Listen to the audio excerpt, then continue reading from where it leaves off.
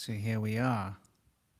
Let's hope all is working as it ought to be, that everything is moving just the way that it should be. I'm sending much love and blessings to everybody. And there we go.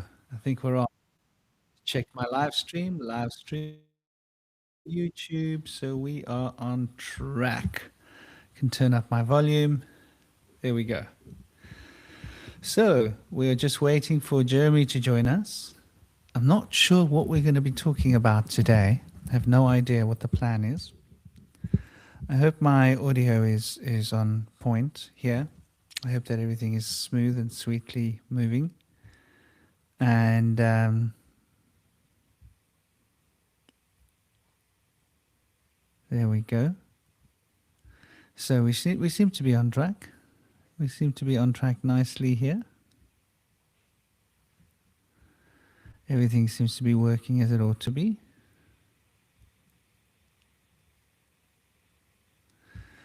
And there we go. Is the Facebook working?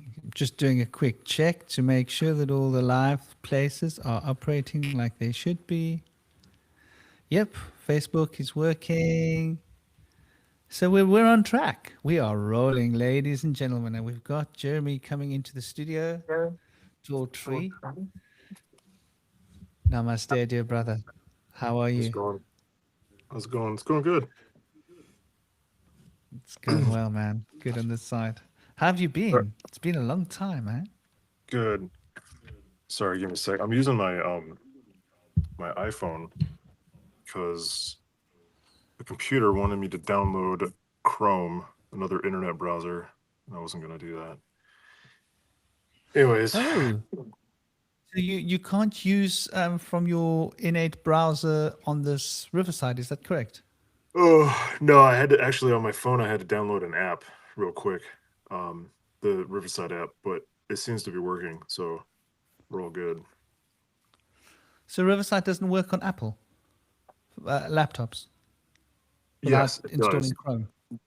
Without installing Chrome, yeah. Well, that's like quite cheeky. I didn't know that. It's another tick against Riverside. Guys, I'm keeping score.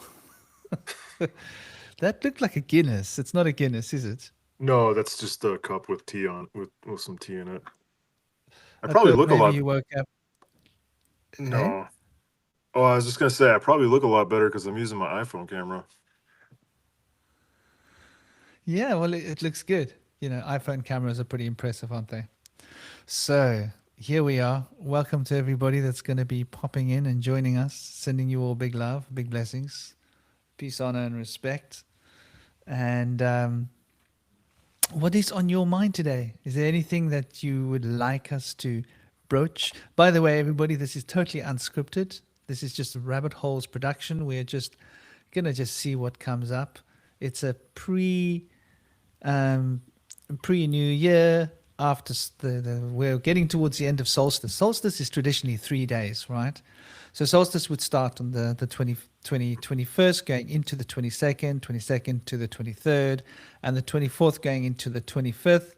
Those would have been the 3 days of solstice where the sun stood still for 3 days, right?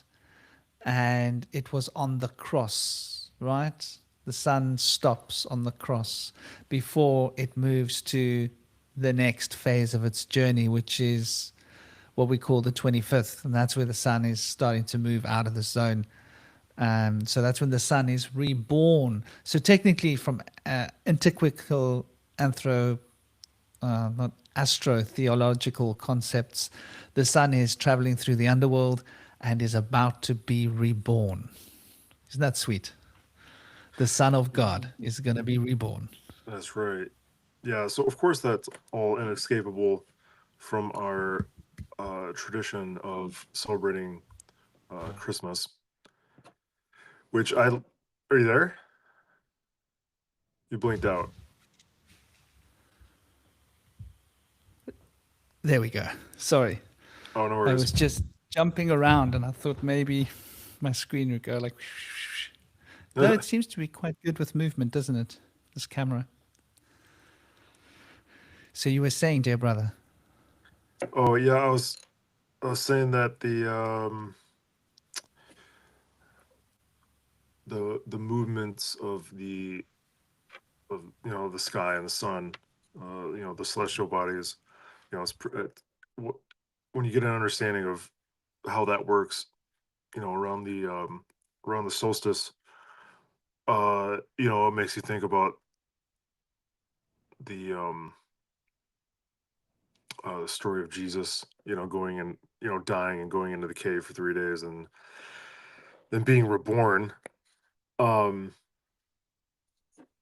and of course, it's gonna be Christmas tomorrow. It's Christmas season, uh, which is the official birth date of Jesus in the Christian tradition, and that it's go ahead. Isn't it interesting how those holidays have been changed, right? This would, like traditionally Saturnalia would have been a gift-giving exchange, right? And it's just quite interesting when you think about it, like um, the idea of crucifixion. This is more like a crucifixion myth. Like if you Absolutely. go beyond before Christianity into the pagan roots of where these holidays, because what the Pope did was they reappropriated all the pagan holidays, right? They Yeah. took maypole dancing and that celebration of recreation of life, and they were like, we'll call it Easter. We'll put a bunny on it. Why? Because bunnies like to breed. It's the holiday for breeding. And then Yeah. they were like, well, we'll take this rebirth thing. Maybe we should change that around a little. Tell you what, we'll shift the idea of the end of the year, which is basically because it's winter solstice, right? It's the time when things pass away. Right. Yeah. And the spruce tree, the Christmas tree, is traditionally, from pagan sources, a symbol of eternal life. Yeah. Right. Yeah. To be specific, rebirth. Specific, like everything else passes away from being alive, and these things are reborn. So that's got to do with the crucifixion myth. And from the birth myth, the birth time, which is to do with breeding and making babies, that would have been during April, right? During the beginning of the sun's journey through the zodiac. So it's like they switch those two around Mm. mythologically. Mhm. Isn't that Yeah. Well, fascinating? Like, yeah, I was gonna say that. I mean, I like Christmas. I like I like the decorating and the lights and bringing the tree inside. We always get a real tree because it smells great and it looks cool. Um, and it's the idea of families getting together and doing something together is really nice.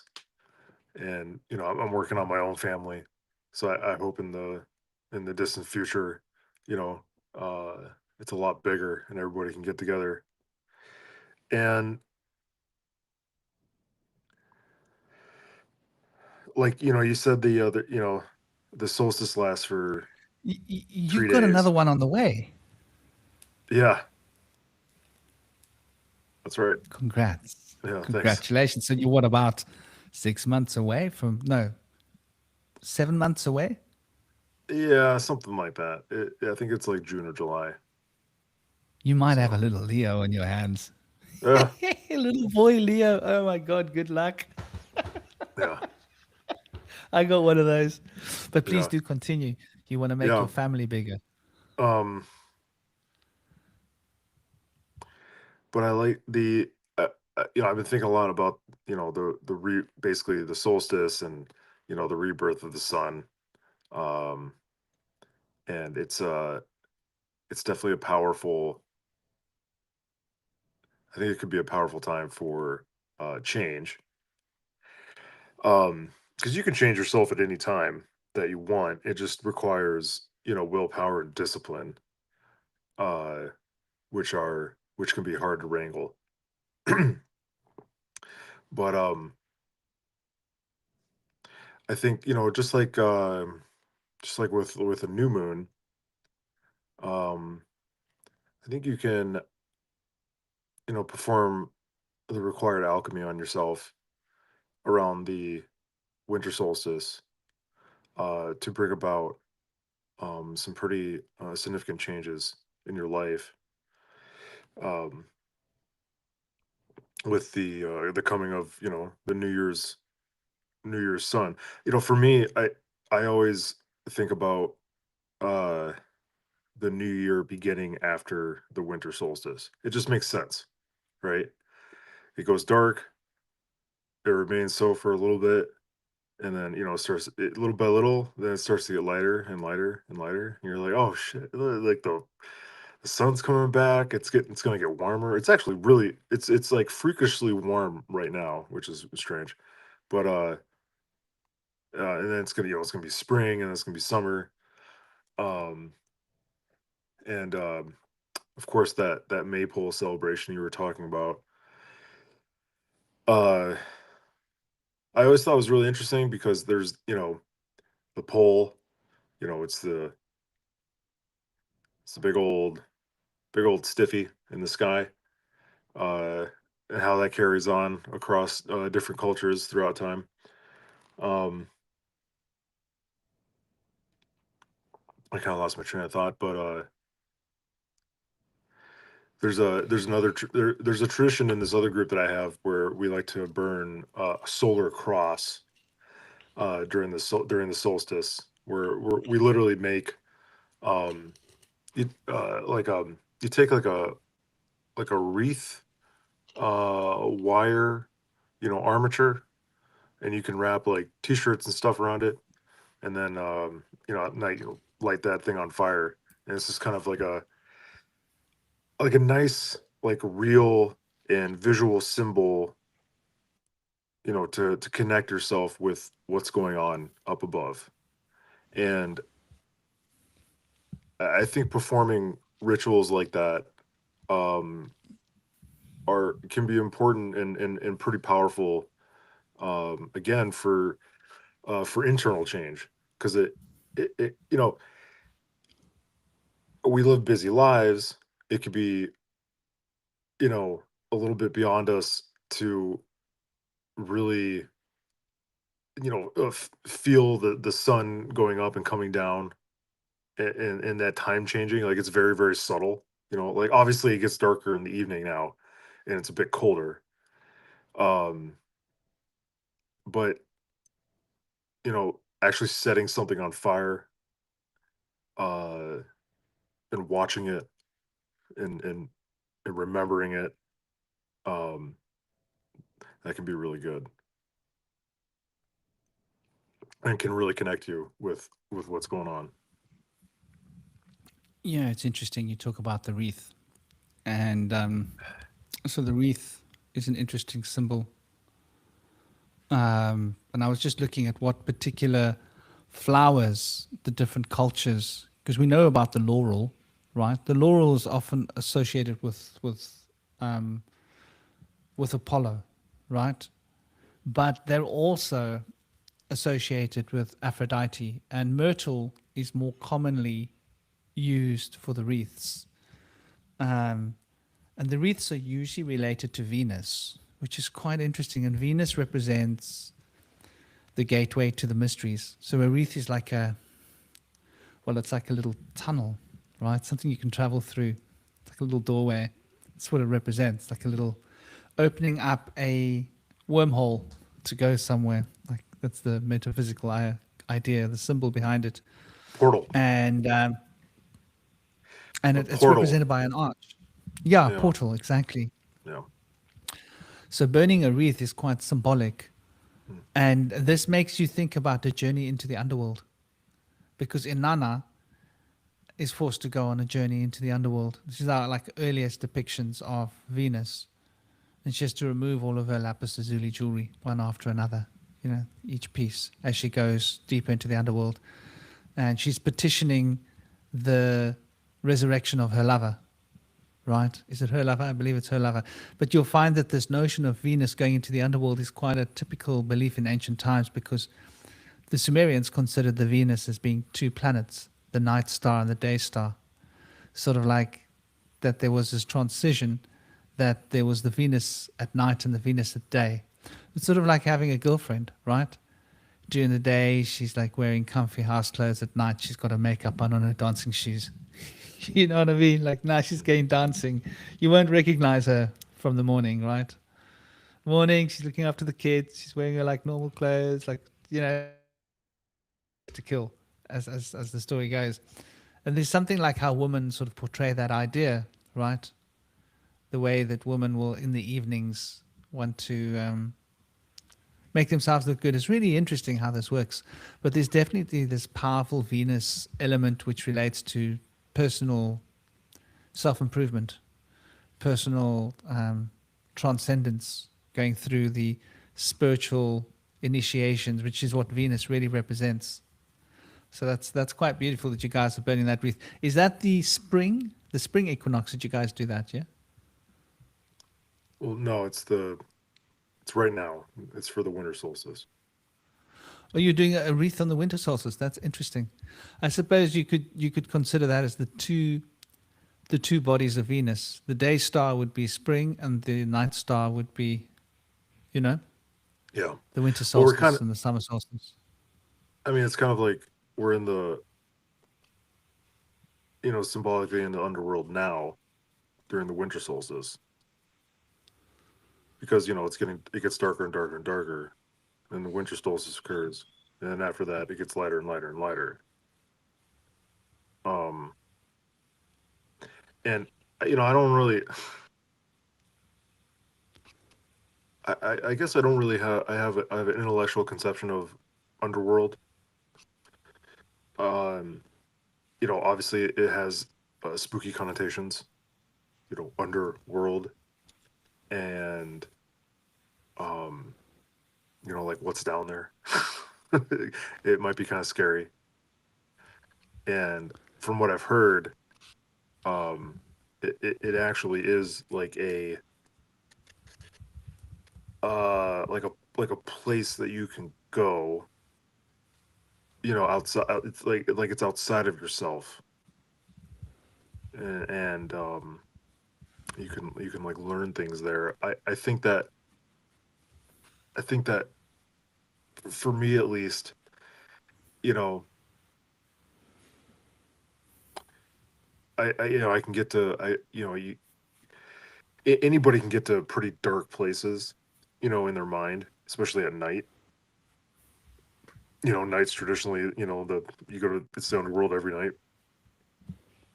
The sun goes away. Where does it go? It goes to the underworld. You know, it fights the demons, then comes back in the morning. Um, uh, yeah, and so if you can, you know, like if you can survive, if you can survive yourself in dark places, um, you know, you can come back renewed and pretty powerful. You know, to fight again. It's kind of like a repeated cycle. Like you never really stop going to the underworld, at least in, you know, in our reality.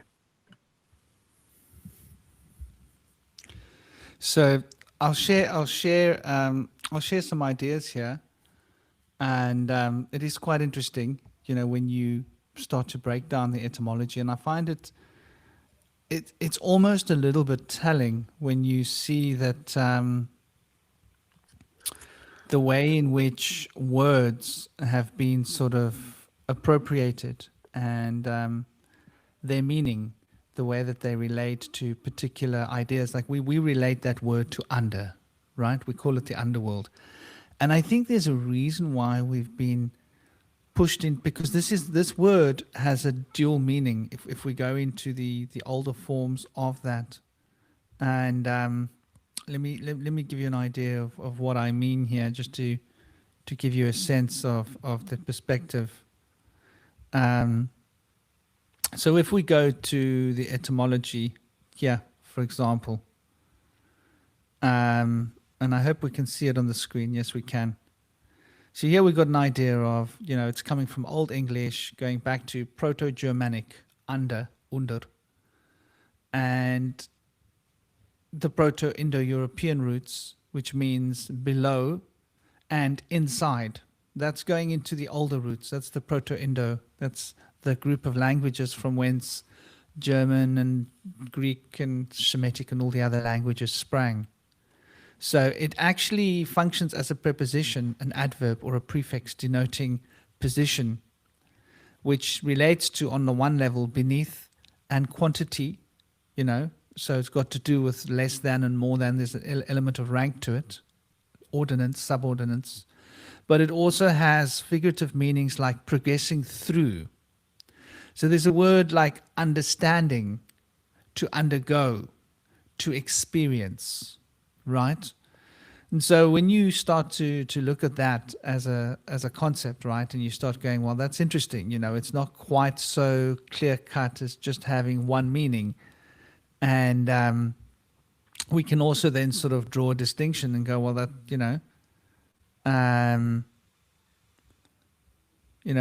what does this mean for us? Like, so we look at the linguistic evolution, right? And the Proto-Germanic coming from the older Indo-European language group, right? And so you see Latin turned it into below. Sanskrit, adhas, means to be beneath, right? So, well, what does beneath mean? It means it's a support, yeah? And there's also the word inter is the same root of the same word. Isn't that interesting? Yeah? The word inter, to be interrelated, inter. They separated that root word, but the root word was the same word. So, when you look at it from that perspective, you go, well, it's about how we relate to the world, universe, and what is the support upon which the universe rests. And it's inside of us, right? And it's a process of learning and understanding that we go through inside ourselves to understand the foundations upon which the world we live in rests upon. And when we shift our brain to that perspective, we go, oh, wow. So it's not this dark place. Like, it's supposed to be ooh. I wonder how much of our ideologies from Latin comes from church people controlling reading, narrative, language, knowledge, right? Because you weren't allowed to read. Get caught with a book. It's bad for business, right? You and your whole family end up like swimming with rocks attached to yourself just to be sure you're not witches, and all of your land gets taken and given to the church. The church got very rich very fast because they took a lot of people's land, right? Well, there were a lot of witches. You know what I'm saying? There were a lot of witches out there. So they had to take all the land of all these witches. And obviously the best way to deal with a witch is to like remove the entire bloodline. Yeah. Well, that way you own the land, right? So, and this is how the church got to be so powerful that it was able to challenge kings and queens with financial power. But I think that I always find that interesting. When we think about the underworld, I think of the underworld, I think of the etheric. I think of the etheric field, which is like a field of shape and sacred geometric patterns through which these energetic fluxes flow. And they flow through particular patterns of energy, and those patterns are like shapes of sound, acoustic shapes. And everything's vibrating onto that acoustic shape, what we call cymatics. And that shape dictates the orbitals of the electron that we've observed, the O, the P, and the S orbitals of the electron, those three different bandwidths. And those three bandwidths represent the fundamental, you know, state of the way in which things sort of shape the density of things as well, which is like very much to do with physicality and physical reality. So to me, like when I think of it, it's really interesting. Hey, we've got people with us. We're not alone. There's somebody Well, out there. I think what you were just talking about, that is, so there's the realm of language, and more and more, especially when I talk to you, um I understand how tricky language can be. You know what I mean? Because it really does act as a label, and then it acts as a label, and the label is becomes like a thought form, um that can be hard to break, hard to break out of inside yourself. It really isn't until you experience, or you allow yourself to experience, um a lot of different things while not being attached to any particular label, that you can grow a bit. But as far as what you were saying, about the underworld, or the what is it, the interworld, um that just reminded me of, what did Jesus say? The kingdom of heaven uh lies within. Is that the quote? Does that sound familiar? um the kingdom of heaven, the kingdom, right? So kings are pretty powerful, obviously. The kingdom of heaven is supposed to be ruled by, presumably, God. um and if it's within yourself, I mean, there's definitely certain all sorts of techniques to get within yourself. um Traditionally, it was, I think, within the Christian traditions, Orthodox traditions, it was, it could be prayer or singing or hesychasm, things like that. um I always thought the structure and the institution and the infrastructure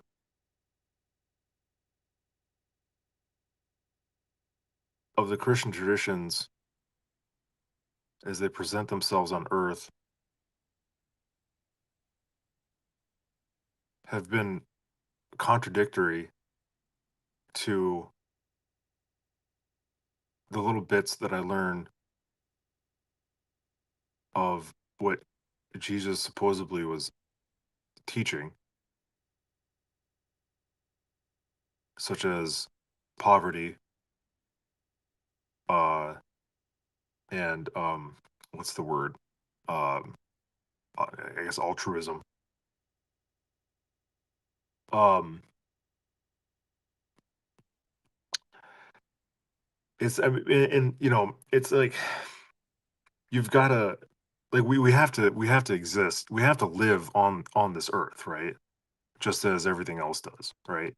Like, like, maybe at some point, a creature, a human creature, is like, well, I am just going to be an aesthetic. At some point, the creature is reincarnated into, you know, India, and they're gonna, like, I'm gonna be an aesthetic, and I'm gonna live in this cave. Or, you know, and I'm gonna, drink, stream water, and live off the sunlight, right? And then they pass away at, like, 27 or something like that. Um, but for the rest of us, we w- we're we have this. deep innate drive to shelter and clothe ourselves and have relations and children and protect those children and plug into the culture and civilization that we find ourselves within. And in doing so, it's very difficult um, to go within oneself and reunite oneself with that kingdom within.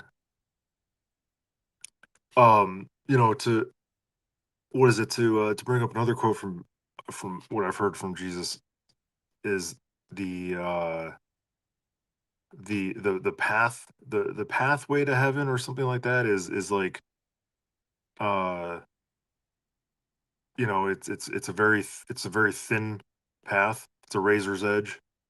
You could fall off at any moment. Um, and I think that's also that is also speaking to going inside yourself. Because if you ever spend any time trying to meditate, I mean, I know you have, but I speak to the general audience and myself. If you ever taken the time to sit with yourself in meditation, you know all sorts of shit comes up. It doesn't come up. It comes from below, it comes from above, from the sides, from all angles.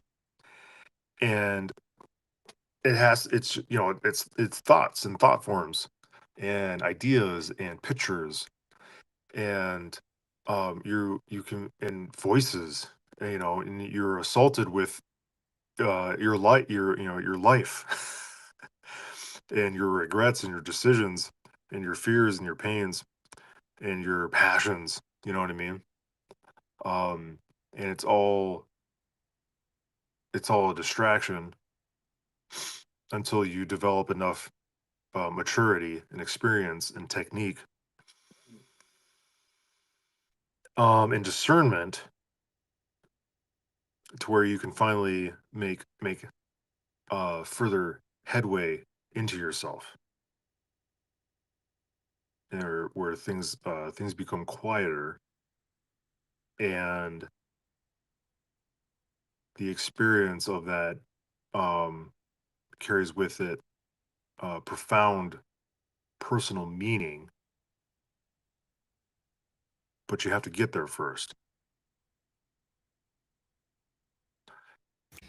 Yeah, And that's it. Yeah. Yeah. sorry, I don't know if I was muted or not. I'm learning to use these buttons. They're not as clear as with the StreamYard. So I often start speaking and I'm like, am I muted? No, I'm not muted. Good. You know, I wanted to respond to one of the first things you said, which was really like on point. The so-called foundational Christianity, and a lot of Christian groups don't want to acknowledge that they come from Catholicism. They don't really want to acknowledge it, right? Yeah, Okay. they broke away from Catholicism, but it's like, okay, you broke away from your great grandparents, right? But you're still their descendants. You can't walk away from your roots. You can't be like, well, I disowned my mother, I disowned my father, I disowned my grandparents because let's say you were in a country where maybe your great great grandparents are South Africa. Let's say maybe there's great great grandparents of mine that may have been racist. I mean, I don't know. But anyway, let's say they were. And I wanted to disown them. I can't pretend that it's not in my family tree, right? That there is this. And I think forbearance, like you were looking for a word, something that's missing from the forbearance seemed to have been a big part of the message, right? Forbearance is like to do with forgiveness, to do with acceptance. And like there wasn't a lot of forbearance from the church, right? It was like, you will do this or else. Yeah. If we catch you with the wrong book, we will torture you. Yeah. If you're not going to toe the line, you'll be excommunicated. We will take your land from you and we will kick you out of the village and you're not allowed back here at pain of being executed. So there wasn't very much room for forgiveness. There wasn't very much room for, no, okay, you've got a different cultural idea to us. That's fine, you know. Um, Namaste. So we've got Ortega Lily, Namaste. Melente, Namaste. We've got Ken, Namaste. We've got Docs. I couldn't see that word. It jumped so fast. What happened? This thing moves very fast. Docs Dorset. Kenny Alpha Male, mate. Big love, big blessings to all of you. I guys hope you guys are all having an absolutely fantastic day and that you've enjoyed an awesome solstice.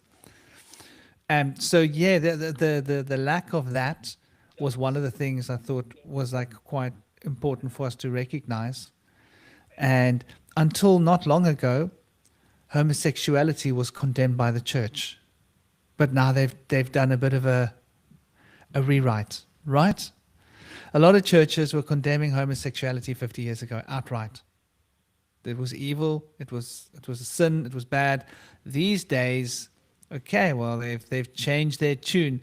It's like, how do you change your tune from a spiritual doctrine and a discipline? Did it just suddenly change? No, well, society changed. I get that society changed, but were you wrong before or are you wrong now? Because you can't have two opposing viewpoints, right, that express the same idea, can you?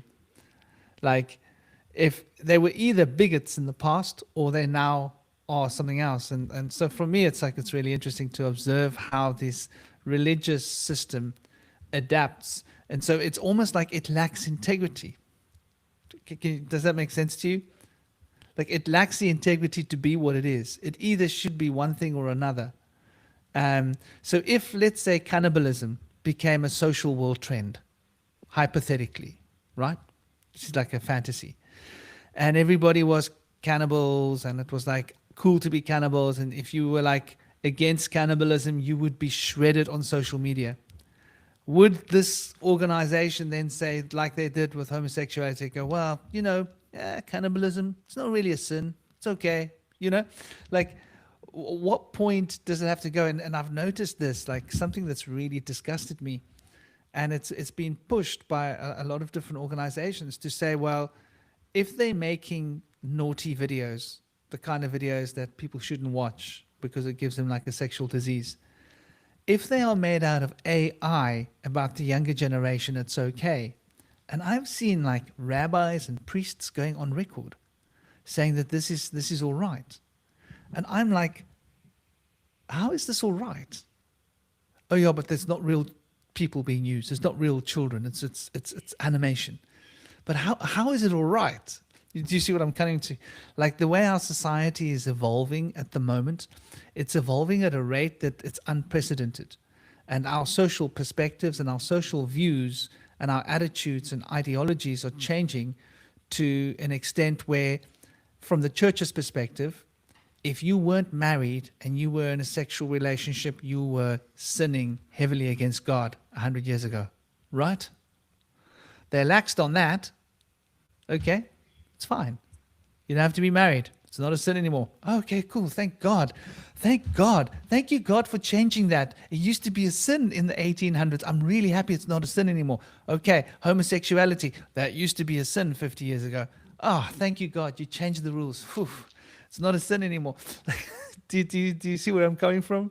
Like, how many of those rules are going to change? Where is the integrity? Where is the authenticity in the organizations? And then on that same breath, they never had the forbearance against the things that they condemned. Like, very often the churches would condemn things and they didn't have much forbearance. And this is like going further back, you know, to the point where even our legislation reflected this. Like, I've had a lot of homosexual friends in my life. And I remember when I was young, trying to wrap my head around it. Like you can get into trouble for being gay. Like, I had friends, they were like, yeah, we can get into trouble. Like, you can get arrested. I was like, but I don't understand. Why can you get arrested? Like, what have you done? Like, It's in a closed bedroom. It's private. What business is it of the state? But they were adopting those same rigid religious principles, weren't they? Like from the old times when they built up these law systems. So the religious body basically created the law, essentially, that we became accustomed to. So most of the laws were sort of written in accordance with religious ideology and philosophy, and the basic 10 commandments became the basic structure of the law. And then from there it developed and it developed. I mean, the funniest law in the Bible, the one that always makes me giggle, is the one that says how you must treat your slaves. You're allowed to beat your slaves. You may beat your slaves to the point that they're incapacitated. However, if they don't start to heal within 3 days, you've sinned against God. If within 3 days they're starting to heal up. So if you had a slave woman, you could like punch her around and beat her up. She could be like swollen up, blood lips, puffy eyes, You could beat her with a stick, whatever. And you weren't sinning against God, according to the Bible. And it was obviously completely fine to keep slaves. It wasn't a sin. So you can see how this is a cultural narrative. At that time, it was perfectly acceptable to keep slaves. So the religion was like, yeah, no, you all got slaves. It's fine. It's not a sin to have slaves, but how you treat your slaves. So it just, to me, seems like there's total lack of ethics. And that's something that bugs me about Orthodox religion. That the funniest one, and I don't just want to knock Christianity, is the Theravadan Buddhists of Sri Lanka. The male monks are not allowed to have a female dog within, like, I think it's 100 yards or something of their cave. I was like, hold on. Male dogs, fine. Female dogs, not fine. Like, I almost didn't want to ask them. Like, why? They were like, no, monks were caught with female dogs. I was like, doing what? Well, things that monks aren't allowed to do. They take vows of celibacy. So I was like, oh my gosh, this is heavy. So all this ideology towards being perfect, to being like a Catholic priest used to be, to be celibate and I'm not of the world and trying so hard to live up to an ideal that's not human, caused them to become so lopsided that, we've got a lot of charges against the Catholic Church for the way they've handled children, for example. In fact, they're the organization with the most charges against them, times like 5, 10 times more than any other organization. And it's incredible. The police used to protect them, the courts used to protect them. In the UK, I remember getting to a point where, not the UK, just England, there were about 6,000 or 7,000 cases. And most of those cases the police knew about them. And they just were, oh, it's the church. They'd speak to the fathers, and the fathers said, don't worry, we'll sort it out. Ireland had 4,000. I think you're probably going to find country by country, there's like officially on record 5, 6, 7,000 per country. And you times that by like 50. Like, you've got 250,000 cases against the Catholic Church on record that were just. And so if there were 250,000 on record, how many were never reported? So like, how many millions of children were abused by men that were trying so hard to live up to an ideal that was just, they should have just gotten married, right? Had a wife, gone home, had a normal balanced life, didn't pretend to be something they weren't, and then could be safely left with children. I don't know. Well, what are your thoughts? Well, I had this idea yesterday, so I've been going for walks. I do about 3 miles, and I do it fast, almost every other day. And um, I was thinking about now, and it, I had this idea of, like, the world we live in and everything within it, especially like our culture and our politics and our ideas and the history of humanity. Like, imagine like like a vessel, and within the vessel is water, and sometimes it's still, but then things happen, and the vessel begins to do this, and the water begins to move, and at some point the vessel is like this, and the water is going like this and splashing on the sides and coming back, and then splashing in on itself, and um that's what it seems like to me, what we're all going through right now, especially with the deconstruction of our institutions, and people are trying to grasp onto things uh, that traditionally they could find solace within, the church, the government, education, health, finance. um but I think slowly, bit by bit, people are realizing that these things have all turned against them, and that there are structures of power far, far beyond them that these things are serving. Um, and we have to live in this world. We do the best we can, but you might feel, quite lost and and hopeless. Um, and some, more so than others. Um, I find myself in a fairly comfortable position in my life, and I have to remind myself of that. Every night before, when we have dinner.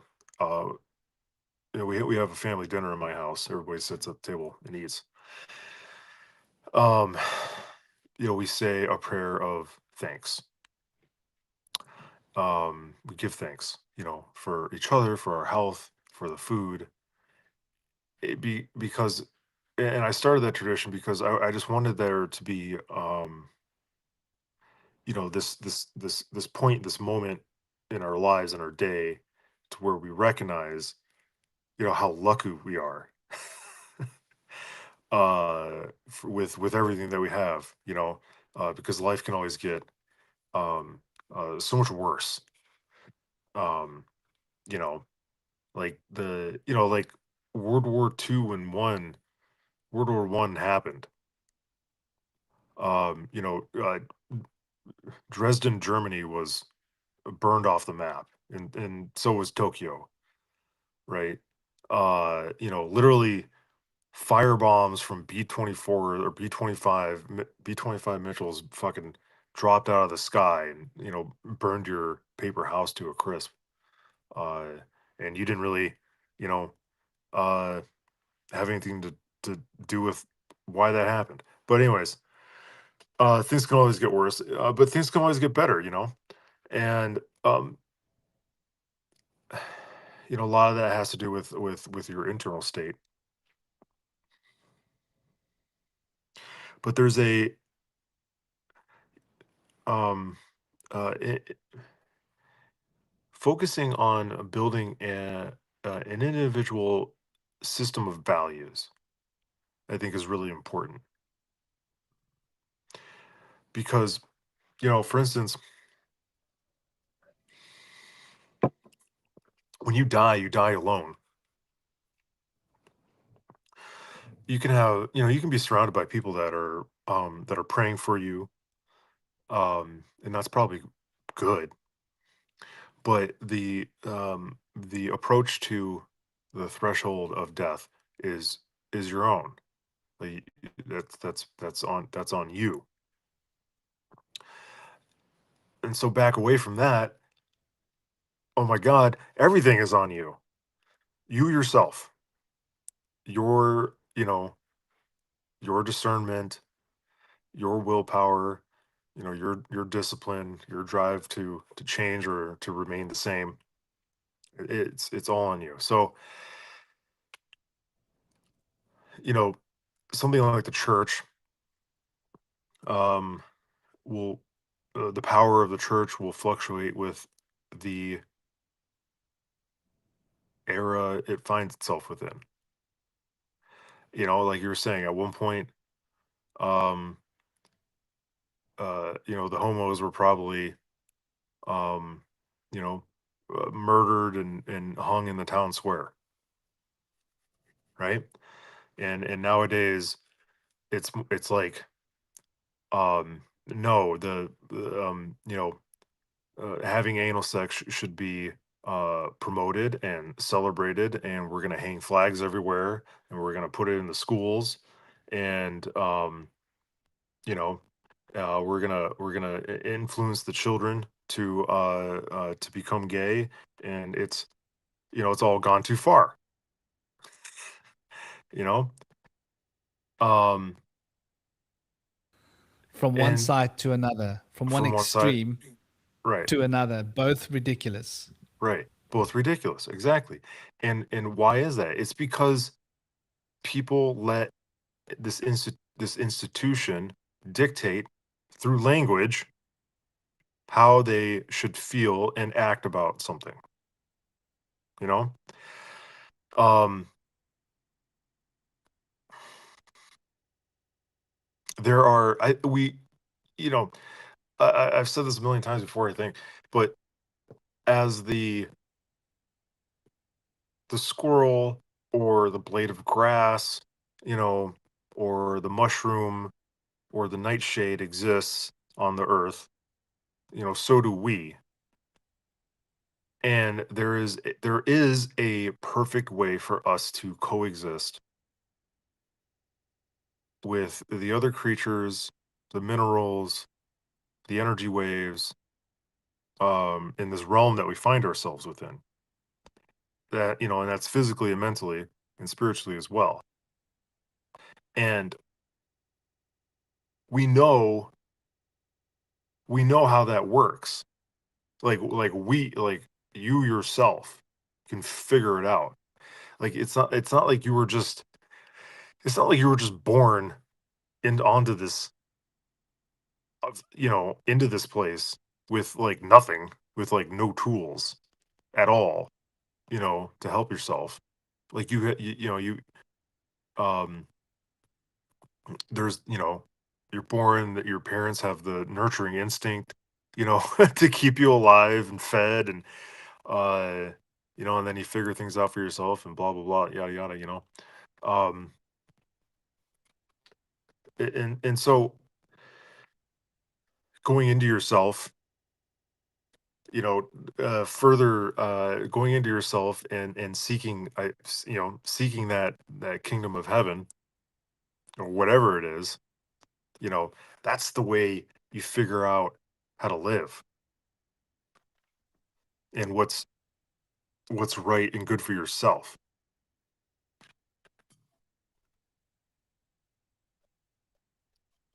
And I think that Yeah, throughout history. Sorry, go ahead. I was just going to say, like, people forget that Christianity comes from Gnosticism. That was where the information comes from. The apocryphal writings, they were all Gnostic. The original scrolls that became the Bible, they were essentially Gnostic scrolls. Emmanuel was teaching a Gnostic philosophy. He wasn't saying the kingdom of God is out there, he was saying the kingdom of God is in here. Meaning, go inside your own heart, know yourself. Yeah, Because that's where because you're going to find the outwards, kingdom of God. right, because outwards is Tesla rockets, or that giant dick and balls in the sky that Jeff Bezos sent. You know, uh, it's pyramids on Mars. And uh, it's like, okay, the Tesla rocket. All right, think about the Tesla rocket. Amazing. If it's actually doing what I've been watching it do in 8K on YouTube, which is, go up into space and then come back down and land. That's a technological marvel, as significant as, the iPhone that I'm fucking talking to. However, holy shit, think about the absolute crushing amount of blood and war and culture, human deprivation and suffering, uh, in some, forgotten, uh, black, uh, wet and cold pit somewhere in Africa that, some poor fucker, who uh, has never even heard of Jesus, probably, is digging with a stick, to extract some, uh, bit of material that, he can, then use to, buy some fish, or, it's like, uh, in order to, in order to get to the rocket stage, like, there are so many overlapping structures of power that have had to been built, you know, uh, on the backs of humans, to finally get there. And it's like, it, it's it's it's all it's just a lot. It's just a lot of suffering, needless suffering, really. Because why the fuck do we need a Tesla rocket? Yeah, it's cool. It's fun to look at. Um, but like, what is it actually doing for us? That's a good question. Is it And getting it's us all just closer to about, to the heaven within? Is the point that I'm trying to make? No, it's getting closer to the thought form, the language of heaven, which people are like, oh, it's up. Okay, let's go up. No, you idiot. That was a that was an idea handed down to you because you didn't fully understand what, the occult teaching that was being, spoken to you. yeah, that is interesting. You asked some really good questions. Like when I think about the space race, right? There's something quite funny, even just those words, right? The space race. Or what are we talking about? Color of a skin? Is it a race? Who's going to win? It's about military control, right? It's about military control. Whoever gets up there controls that place, can then attack at lib people down below. It's like being on a mountain, right? If you get to the mountain on first, you can throw rocks down at the people coming up, and they'll never get up there. You'll own that mountain, and so it's about military conquest fundamentally, but they dress it up as some other nonsense, like it's this great thing for humanity. But we have like very real and serious issues on Earth. Like that money could be used to save the whales, right? The impact on our oceans because of whaling has caused the biome in the sea to get out of balance, and so the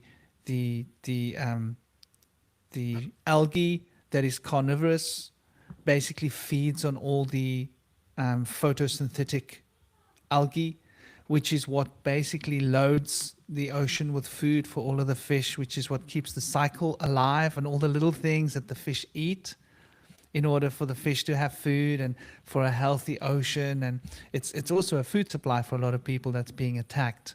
So we're dwindling our food supply. We're destroying the ocean, which is generating what?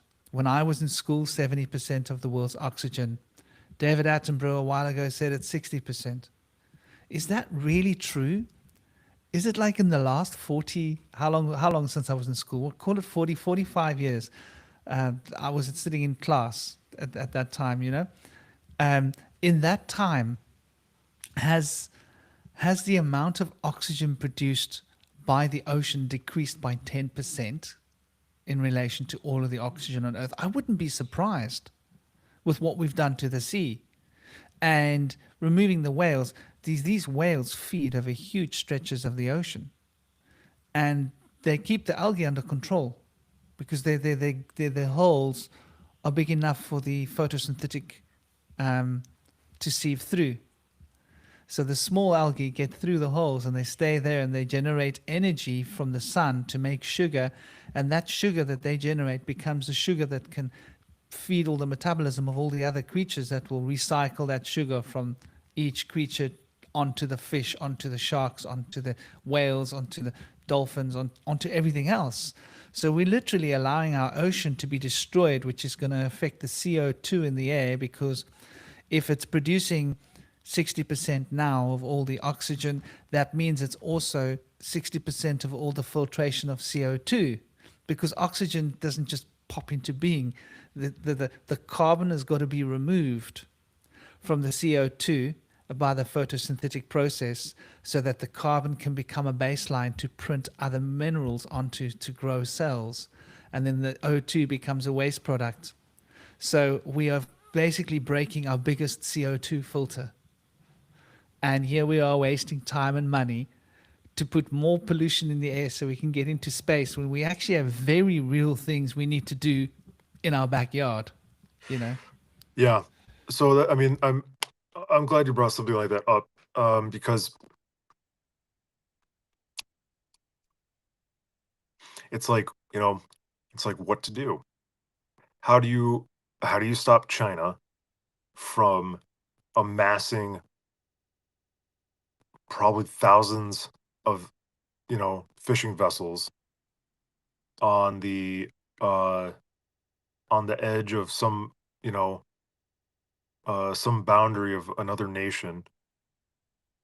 um those fishing vessels are scraping the seabed clean of whatever the hell is down there, you know and they're just scooping it up, um and devastating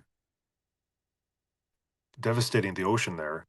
How do you get the Chinese to stop doing that? Well, I mean, you don't, because it would take the elimination of the Chinese to get to that point, because it's a cultural thing. It's an idea, you know, and uh, it's like overwhelming. Um, and you have to. It's like, how, I don't know what the actual other than, other than other than oceans of blood. I don't know how you would change something like that. You know, I think that we can live. We can. You have to fight the battles that you're built for in your life, and um, this individual people can do amazing things.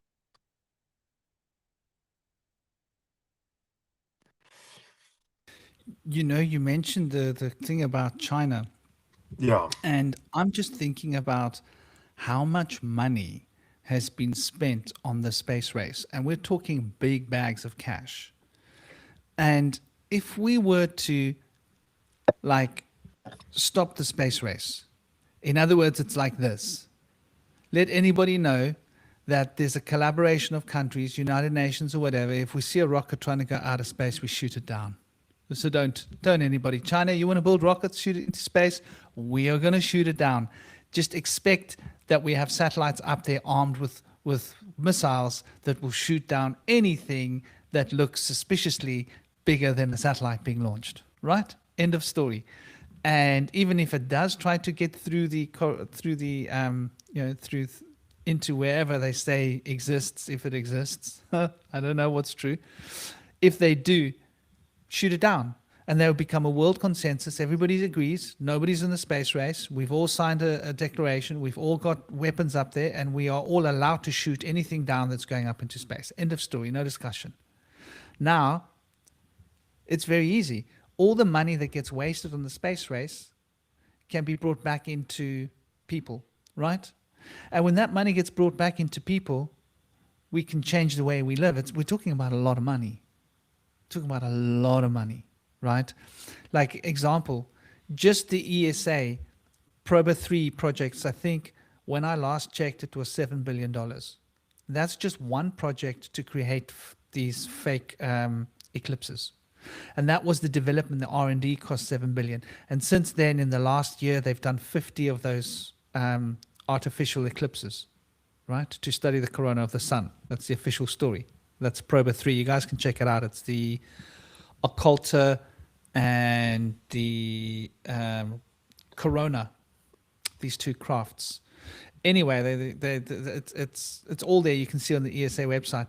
Now, since then, I would imagine they've spent another 3 or 4 or 5 billion. So they've probably spent 10 billion on that one project. And if you start adding up all the projects, that's just one ESA project. And then again, NASA launched the two APEP rockets that were purpose built and developed for that.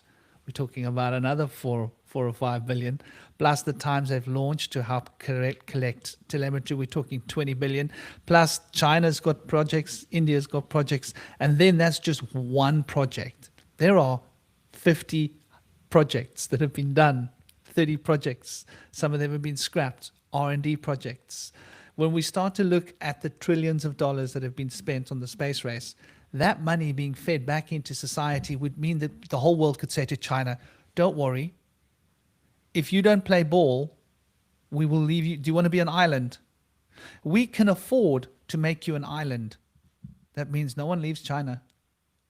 And China's quarantined from the rest of the world. If you're not going to accept that we care about our seas, that's fine. If we catch one of your ships in international waters, we will send your people home on a raft and we will sink that ship.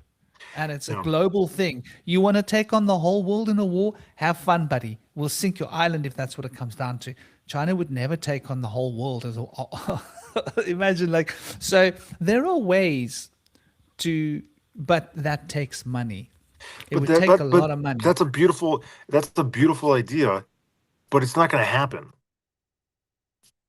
It's not going to happen because we're spending money on the space race. Yeah, because the technocrats and the power structure, that's what the power structure wants. And the power structure is the power structure the power structure in the material realm that we find ourselves within is impossible to escape. And I'm not trying to say I'm not trying to be doom and gloom or no, you're right. Or but it we aren't winning the fight. Well, that's not. Well, no. That's not true.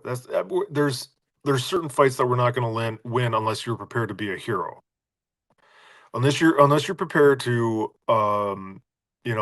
invest your entire life in a certain skill set and in place yourself at the right time at the right place at the right time with enough explosives, you're probably not going to change anything. Okay, seriously. It's just not going to happen. It could happen. You could build a cult, but you have to be, you're going to have a realm of you're going to have some other things that are working for you, and that's not necessarily something that you're probably going to choose. It's going to be determined on your birth don't try, it's like, don't try to overthrow your government. I think that's like a biblical thing too. Render unto Caesar's what Caesar's, blah, blah, blah, blah, blah. Right. There's, you have to live in this world, right? And unless you want to, bring down the wrath of the power structure onto yourself, it's worth just, trying to live the best life you can live. Like, okay, for instance, like you have educated yourself on the legality of certain things and use the law to your advantage. Um, like I remember listening to this interview with the head of the CIA during, the second Bush years, early on in the global war on terror, and it was about torture or something like that, like waterboarding. And I remember that this the CIA guy, the head honcho guy, he was like, blah blah blah blah blah, and it was legal. This was legal. He just kept on being like, it's legal. This is legal. It was legal. And it's like, yeah, I mean, he's right. Like they literally they had to operate legally in these things that they were doing. You didn't necessarily, it's not like they were advertising what the law says. Obviously it's extremely occluded, or opaque. Um but there's the law is beyond the, law itself, the structure of of one thing after another. Like it's beyond like the law of the government, or contracts and stuff like that. Like like a really I haven't done them with myself, but uh I understand why it's beneficial. But understanding contract law, like literally, like how it actually works, like how contracts are written, um can one to one improve how you think about dealing with the power structures.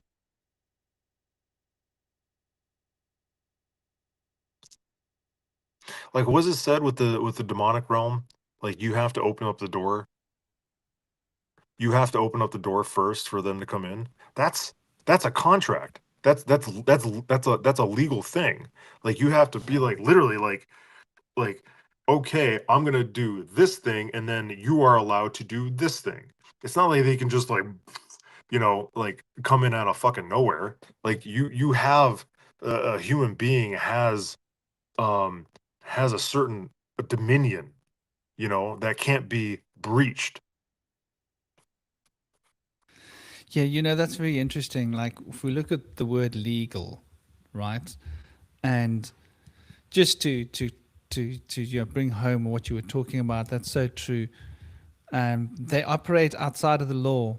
Like, who was it that was saying that? Otiga Lily.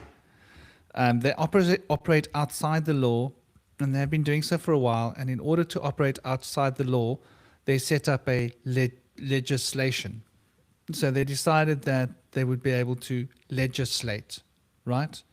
That means to write a ledger and put it on a slate, right? And a legislate is a contract, and a contract is agreement.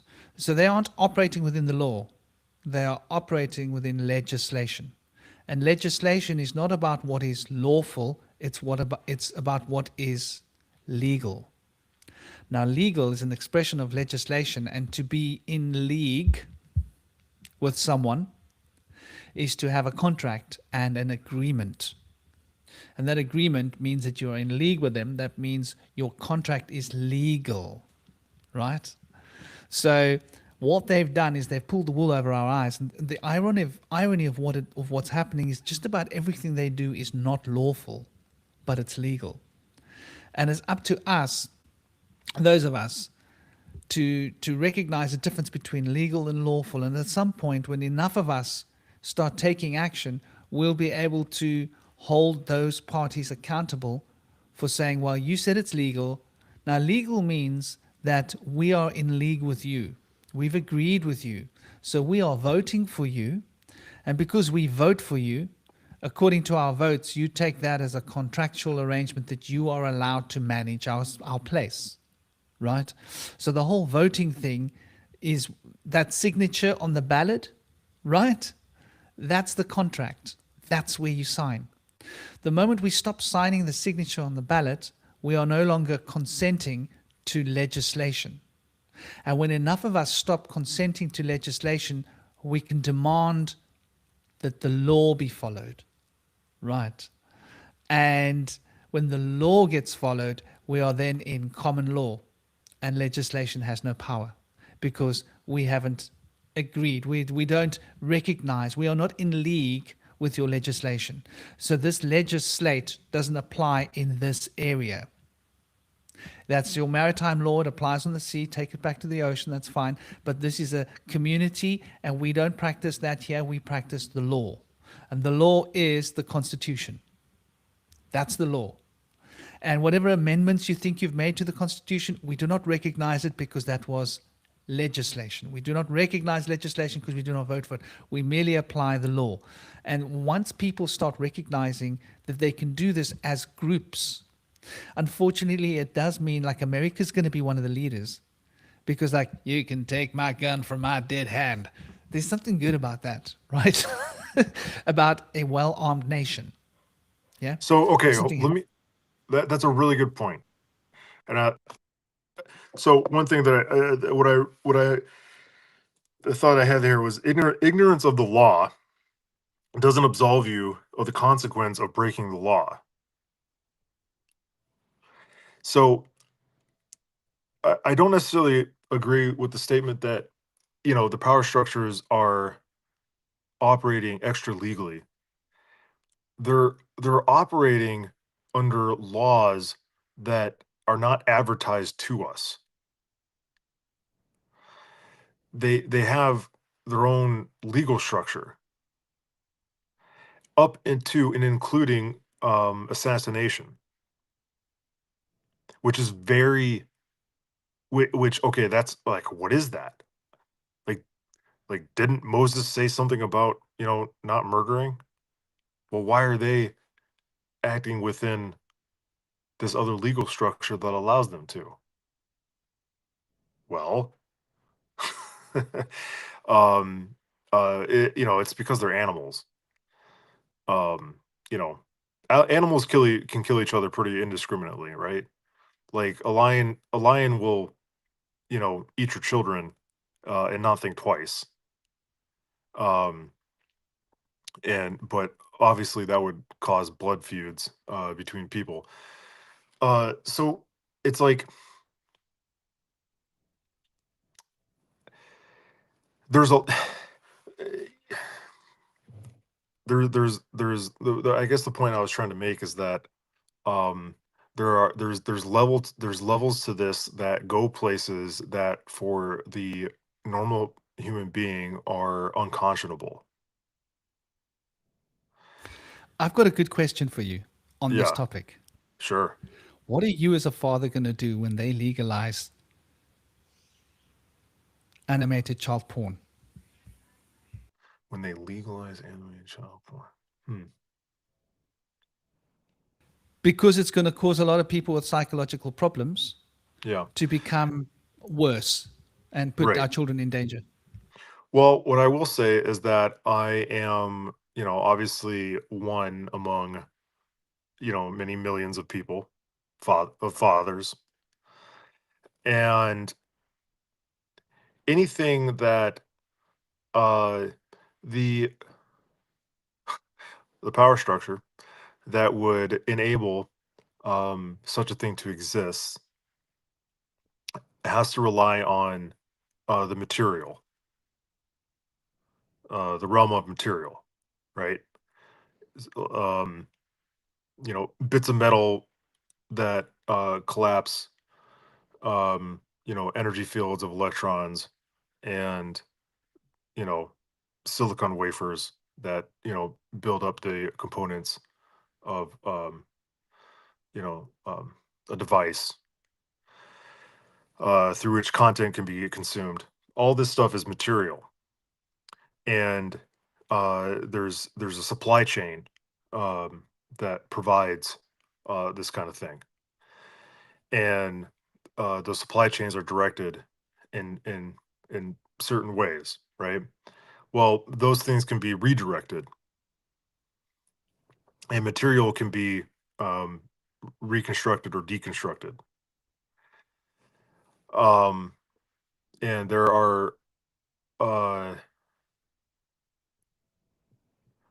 there are very deep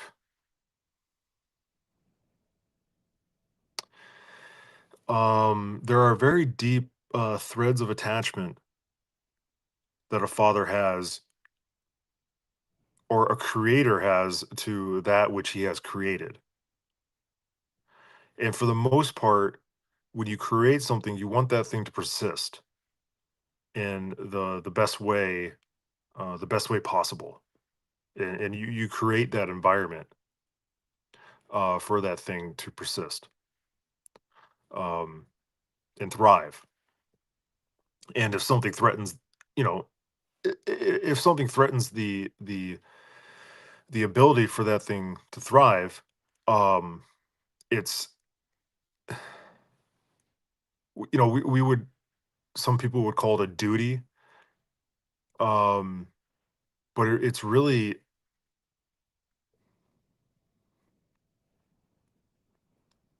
it's almost beyond that. You have to protect it. Like it's just like it's like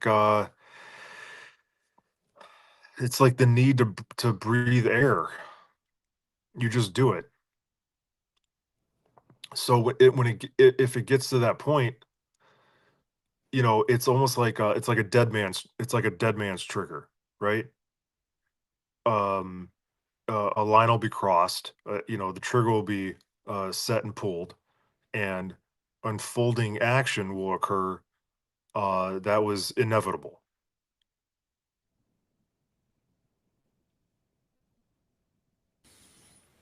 Yeah, it's interesting. We're in a time of such profound change at the moment where our culture is being rewritten.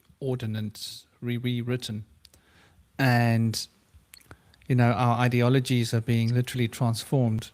The amount of change in the last 10 years with the woke agendas, ripping down the statues, removing what art is allowed, removing what print can be written, removing what music can be played because it's not woke enough.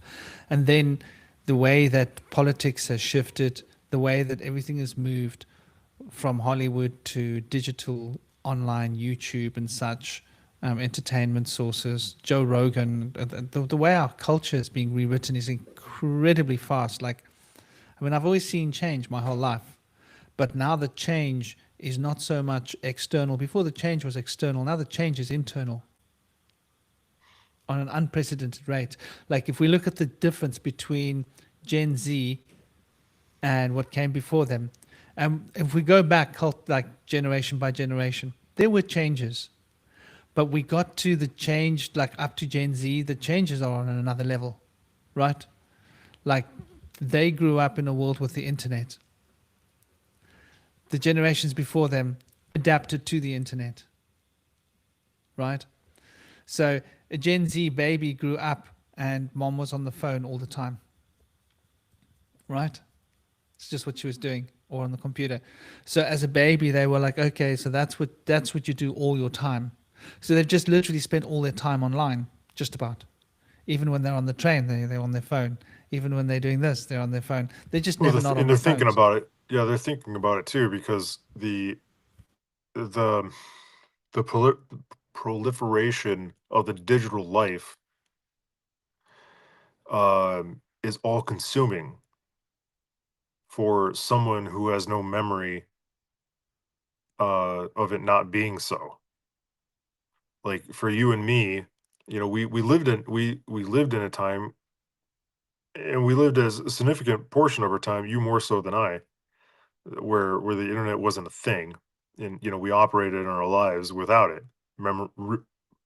Memorizing addresses and telephone numbers, and moving around, without Google Maps, and and stuff like that. But with the newer generations, you know, at one point, they all had to go to school on Zoom or something like that, because of the COVID um, bullshit, and it the it, it's it's unprecedented, the pace of the technological advancements, And it's a blur, and we don't know how to handle it. You were presented with new and shiny things, and us being, you know, humans, we're like, ooh, shiny shit, shiny, flashy color. I gotta stare at, I want to stare at this thing, I want to pick it up, I want to interact with it. And that's not evil, that's just the way we are. Well, what's evil is the way that uh our our innate way of being is hijacked, and it's not um we're not we're not necessarily given a choice. Like you always have you always have a choice, okay? You always have the choice to say no to the devil. All right? Um but you also are a human being, and there are certain things out there that are extremely hard to get away from. You know what I mean? Like, if you wanted to get away from your phone, if you want to get away from technology, like, literally, what do you have to do?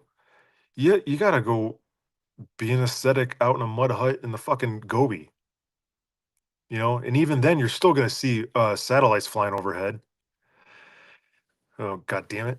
You probably um get cell phone reception. yeah, yeah, yeah, with fucking Starlink. So um so these newer generations, it's really unfortunately, I don't have any contact with those people. I don't pay attention to them online, and in my daily life, I don't have any interaction with the younger generations. And I say unfortunately because it's like I would like to maybe try to understand them and see what they're thinking, because the older generations always have a tendency of shitting on the newer generations because their hair is different, they dress weird, which they do. It's very strange. um Let's not even yeah, start about the music. what music, what music is occurring? Like, there's no more music. Anyways, uh like literally, I've been listening to Romanian old Romanian flute playing from the Carpathian Mountains. Nice, nice. And Yeah, dude. polyphonic singing? Yeah, probably. Yeah. There's They something got the about polyphonic singing from there as well, haven't they?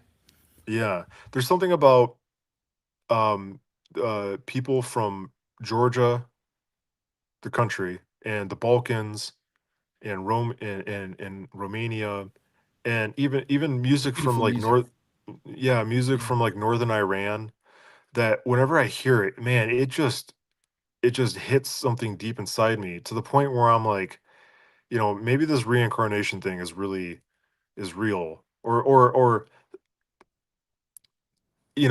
the blood memory is, or ancestral memory is a very real thing, because like sometimes I just hear music and I'm just like, I'm in tears, like, immediately, you know uh but anyways, like, our future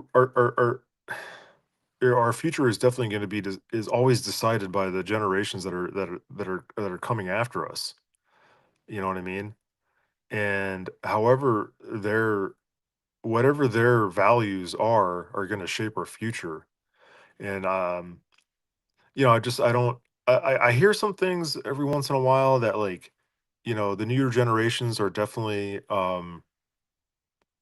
rejecting a lot of the insanity that has occurred recently, with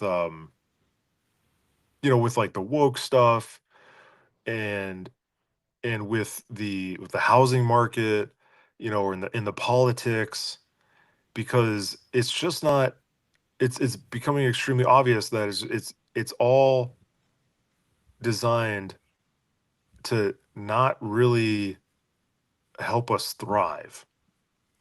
We can't buy houses, you know, we can't just speak our minds.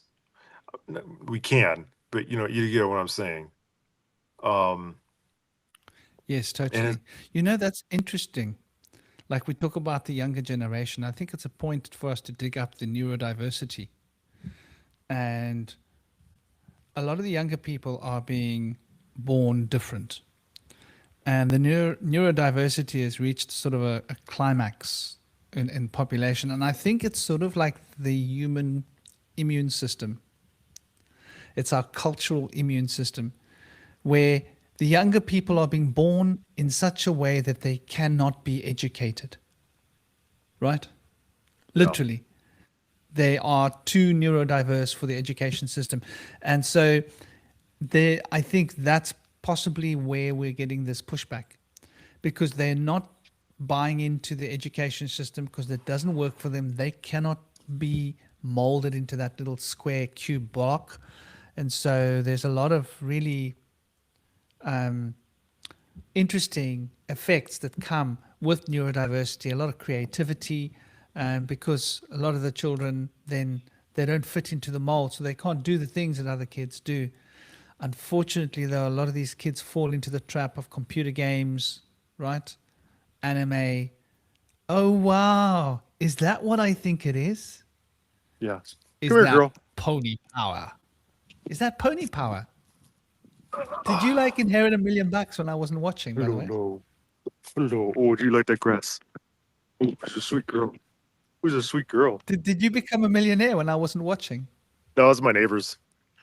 It's my Okay. neighbor's horse. Like keeping horses is it Who's a takes a lot sweetie of pie? money, doesn't it? I know. This is a good girl. This is a good girl. Oh, I get some more. beautiful, man. Get some more. Yeah, we like to grab the grass and give her grass. Here you go. Oh, did you want some too? Oh my. There's another one here too. Have you spoken to your neighbors about letting the horse just come onto your property and eat your grass? No, they would probably Like, run who away. needs a lawnmower? I'm not even I know, kidding, right? brother. I know. Like, who needs a lawnmower? You got horses, just let them come and they'll do the lawn for you for free. Yeah. Well, we don't have the fences, but yeah, sweetie pies. Damn. Well, it might be cheaper to build fences than to buy a lawnmower. I'm just thinking, like, up there like, I know, to right? maintain the lawnmower and, you know. Anyway, Yeah. It's so warm out, dude. It's incredible. It's like this is like Christmas Eve, and I'm in. are you in Georgia? No, I'm in Virginia. Look, you can see the sun You're in Virginia. right there. What's nice Wow. is I can still if I wake up at the right time, I can see the sunrise, which is still really nice. It's not as Nice. it's not like when I was in Colorado where I could just like sit in front of the back doors and watch the sun. Um, but You need a it's ladder still to get nice. onto the roof, don't you? Yeah, I can't get up there, but it's nice being able to see it. I still try to look at it every once in a while when it comes up. Do the sun staring. Yeah. You know what I wanted to say? And obviously, the sun is a very powerful way to shift one's own perspectives and consciousness. Like, before we get onto the solution, because there are solutions, right? There are positive steps that we can all take. And, you know, to look at consciousness, is what consciousness is and how this consciousness works, how we manifest this reality. Reality is manifesting through us. So we literally are plugged in. I think the one of the key things is to look at what we do to contribute towards the problem. And I Yes. think we all do contribute towards it. And that personal responsibility, like for example, do we process food that makes our brains go like mangled, right? Or do we eat fresh food, like for ourselves and our children? For example, do we make an effort to like make sure that we're eating healthy food instead of just getting a processed pizza or a processed pre-made, prepackaged fast food, whatever? Because that food, like in Vedic cosmology, when you cook food, when it's warm, it's healthy. The Vedas say that the moment the food starts to lose the temperature, the food changes and it starts to become what they call um, it produces tamas in your body, but it also starts to degrade your mental functions. It's very interesting. So they say that eating pre-packaged processed food will degenerate your brain, and eating freshly sourced vegetables and freshly sourced stuff that you freshly produce and you make fresh food from scratch, there's like a 20-minute period that you have to eat that food. And if you don't eat that food in that 20-minute window, the food degenerates. The prana, the life force in the food degenerates. And that life force is necessary to keep a good mental perspective and mental energy clear. And so the brain becomes brain foggy. You know, like when you eat and you get brain fog, if you eat the high energy food, there's less of that brain fog, during the digestion. And afterwards you feel clear mentally. So I think like the diet is one element that we can focus on. The other element that we can focus on is what we spend our times doing. A lot of the younger people, they play a lot of computer games. And I really think that that is a demon. I mean, I have to manage my little boy with Minecraft. You know, manage that Here's the tight. thing. Yeah. Here's the thing. Let me speak to this real quick. Obviously, you are absolutely correct about the food. Um, you have to make an effort to eat the best that the best food that you can. There's a you're I, if you live in the United States, it's hard to escape glyphosate unless you and things like that unless you are literally like gardening yourself, which I do highly recommend. But that takes space and time, and not everybody has, the right growing conditions for that. But you can always have a little garden in even in your apartment. Uh, you literally just need a pot with soil and your seeds, and you just go to the hardware store and buy a $5 lamp, um, and start growing stuff.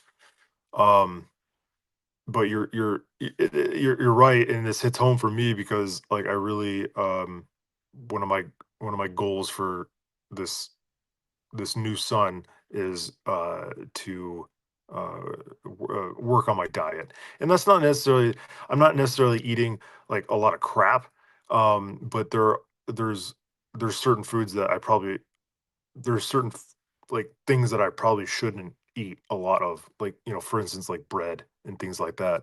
Um, I should focus more on like fruit and vegetables and clean meat and stuff like that. Um, but the video game thing, which I wanted to speak to, um, I think that like video games like movies can um impart powerful lessons and stories, and I think stories are really important. Good stories um can uh enchant the world and impart important eternal lessons, um that are important for us to know and to think about. And movies can do that, and video games can do that as well, certain games. But it's these games like it's games like Minecraft and what is it, like Fortnite, and all these there's a lot of other weird little games, that I'm aware of, that it's not they're not story driven. They're they're they're like these number focused, um god, I don't even know what you call them, but it's like you plug in, and you just do these actions to increase like resources, like number, like, okay, for instance, my wife's brother's family is like the polar opposite of of my value structure. They're very materialistic, and they have three sons, uh, who play these video games, and like, like I'm just watching this kid play this game, and it's like he's just running around. Um, I don't know. It's just like it breaks down to running around and collecting numbers, and the higher the number, like literally a number on screen, the better you're doing at the game. And there's no story. There's no story. There's no lessons.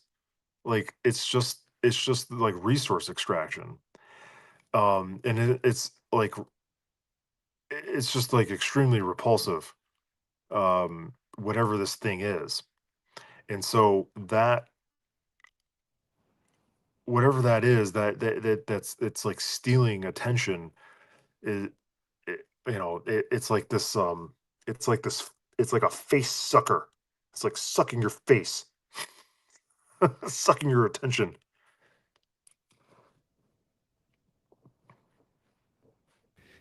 I think that's one element of a lot of the gaming that's a big problem. Um, the one thing I like about Minecraft is is that there's an element of creativity in it. It's one of the few games like my son comes to me and say, "Look what I built, Dad," Yeah, you can build and things in he'll it. build a castle. That's the whole point of the game. That's what he does. Yeah. He just builds things. He builds castles and cities and towns. I'm like, that's really cool, my boy. Now do But it in they real get life. so addicted. Yeah, but that's my point. They get so addicted. Even that, and the narrative-driven games. Some of the narrative-driven games might have so, but what I've noticed in many of the narrative-driven games is there's a lot of unconscious symbols being thrown in there. There's a lot of sort of programming.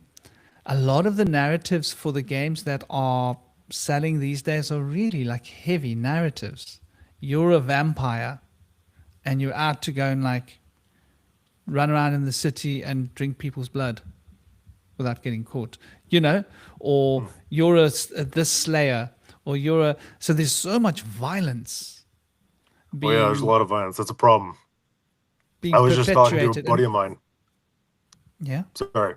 Uh, uh, okay, the violence thing. Uh, Obviously, if you're an adult, you do whatever you want. However, as I've gotten older, even when I got out of the Marines, um, I started to not really be into violence. Like when I was younger, when I was in the Marines, probably a little bit afterwards, like I loved seeing violence on screen. I loved fight scenes and blood and people getting shot up and all this sort of stuff. I was really into it. But afterwards, I just had no I started to have no taste for it. And even now I don't have any. I just if it's like gratuitous violence, I can't watch it. And it's like it's also like the things that you consume with your eyes and your senses, they there's repositories for that type of energy within yourself. And that stuff can come up later, you know, and you can be haunted by it. And you don't want to be haunted. You you don't want to be you don't want to be having a beautiful moment with your child and then have some sort of terrible memory from some bullshit that you watched 10 years ago just flash through your head for no reason. You know what I mean? Watching a lot of gratuitous yeah. violence and watching a lot of gratuitous sex is a way to open a portal for the demonic to enter. I say demonic And I just it's a general term of the adversarial forces that, are out there seeking to, seeking your destruction. I think they're actual beings. They're actual They beings are. that actually I'm exist. a And they hundred are actually absolutely involved. And there are a lot of people that are actually being possessed. contracted. Yeah. Yeah, contracts. They've got contracts, two-way contracts. You get X, you get Y. I'll give you money and fame and power. You give me this, I'll help you. Yeah. And all I want is access to those people, you know. And I think like the problem is a powerful existential issue that there is an invasion happening on Earth, but it's not little guys in flying saucers like we think. It's something far more profound. And I think that this is one of the few things that the Bible did manage to keep, is like there is a war happening, and the war is for your mind. And All it's times. universal idea with all of the spiritual traditions. Yeah. The spiritual war never ceases. Like, war, even in Ukraine, you know, uh, some poor Ukrainian or Russian sitting in a trench, there's going to be a point in his life, in his day, where nothing's happening, right? But then there's a horrific violence all of a sudden. But the spiritual war is relentless and unceasing. Every moment, every moment, you're at war.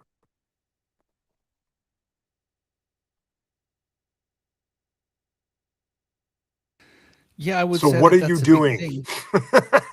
So what are you? Well, So what are you doing? that was what it comes down to. And I just want to add to that war that a big part of that war is being perpetuated by people, because these entities use people to get to people. So this is what they do. They possess Yep. a narcissist. The narcissist goes and interacts with other people and makes those people become a bit narcissistic, because they're trying to defend themselves. And they think, well, maybe like if I do what you're doing to me, then I'll be safer, right? From being hurt by you so much. It's an unconscious reaction. And then they now become a doorway to beings. And so the beings sort of like latch on to one narcissist, and through that narcissist, they branch out into others, and They they slowly proliferate. become more. And it's a disease, exactly. They proliferate. So that's one element to it. Another element to it is, and people don't recognize how powerful this is. I always use the word psyop, and people go like, "We are okay." I was just thinking Counterintelligence, psychological operation. counterintelligence. Exactly. But it's so ingrained into our society, we don't even recognize and realize how much of our programming, how much of our television, how much of what's been in our education system and in our schooling system, how much of the PSYOP has been put into our front loaders, so that we go off and we're susceptible to the programming when it comes to us. Like, what's the most classic PSYOP from my generation? Probably the most powerful PSYOP is a woman sitting on a bonnet, half naked, holding a hose pipe. She's washing the car, but my gosh, this is the way you want your girlfriend to wash your car when you're cooling with a beer. You know what I'm saying? What is a Like, bonnet? that's the way you want to see you want to see your car washed the way this woman, like, you want your girlfriend to be on a car bonnet washing your car like Oh, that, with you sitting there going, enjoying the show. gotcha. That's the way a man would want a car washed. And Right. this was like such a big thing in my bringing up. Like, how many women I saw sitting on cars with hose pipes, and I used to think to myself, my gosh, what are they trying to do here? And like, well, like, am I going to buy the car now? Okay, I get it. It's a nice car, right? You're selling a car, good. Yeah. Or they're selling a holiday, or or some package or whatever. And then the other big psyop that just like was very profound was the car washing ones, and then the cigarette ones. Oh my gosh! So we were programmed to smoke when I was still young. If you sat down in a cinema to watch a film, you would get, as a boy, you're 9 years old, and you see this guy, and he's so cool, man. He's the Marlboro man. And he's got this like Land Rover with his Jeep, and he's driving through like the wilderness, and he jumps onto a hang glider, and he's hang gliding, and he's mountain climbing. He's like a man's man, and then he stops and he lights a Marlboro. He's got a Zippo. He's a man's man. And you're, as a boy, thinking, wow, that guy looks cool. I want to be like him. I think I'm going to smoke. And they got everybody smoking. And like, these are just the common, obvious psyops that we've all lived with and witnessed. Yeah. But there are so many more subtle ones about, okay, here's another one. Live fast, die young, have a good looking corpse. Do you know how many Hollywood films heard those slogans on? Comedies. Yeah. Another one, marriage is so 1980s. I'm a womanizer, right? They Mm, made us think that the old family values were like boring, square, blah, for geeks. The cool right, guys are the guys who get loads of women. And they go right. from one woman to another, and I can have any woman. I got a black book full of women. These were our so called heroes. They Yeah, were promoting promiscuity, breaking down family values, making it seem boring as hell for a man to settle down with just one woman when actually, like, that's the only thing that really. I mean, think about it, right? Like a marriage, or a relationship, it's fills all the gaps. Yeah. I can. Like Yeah, you go out to meet people to have sex. When you're in a relationship, you don't need to go out to meet people because you want sex, you got sex at home. It's a natural sex. It's a healthy sex. It's not like you got to go out and pick up a chick and impress her and like get her and have sex with her. yeah, You got your girlfriend at home. You go and give her a back rub. Get out the oils. Like before you know it, it's on tap. But like everything else, the emotional succor, the companionship, having a physio, a psychological therapist at home. You don't need to go and see a therapist. You're feeling sad, or you're feeling weak, or you're feeling scared, or you sit down and you talk to your lover. After you make love, you're laying on the pillow and you're having pillow talk, and it's healthy, right? You yeah. get to share your feelings, and so what need would you have for a psychotherapist? What need would you have for going out to a watering hole to get drunk and meet people? Like they've really reshaped our culture. Just these few little things that I've mentioned, and there are probably like 1,000 more things I haven't even tapped onto. Right. Yeah. I mean, it's interesting that what you're mentioning because it seems so it seems so tame compared to, I guess, some things that we've been going through now. But the psychological operation, and there's people more educated that can speak more eloquently about these sorts of things. But the basis of it, is that it taps into an innate human desire.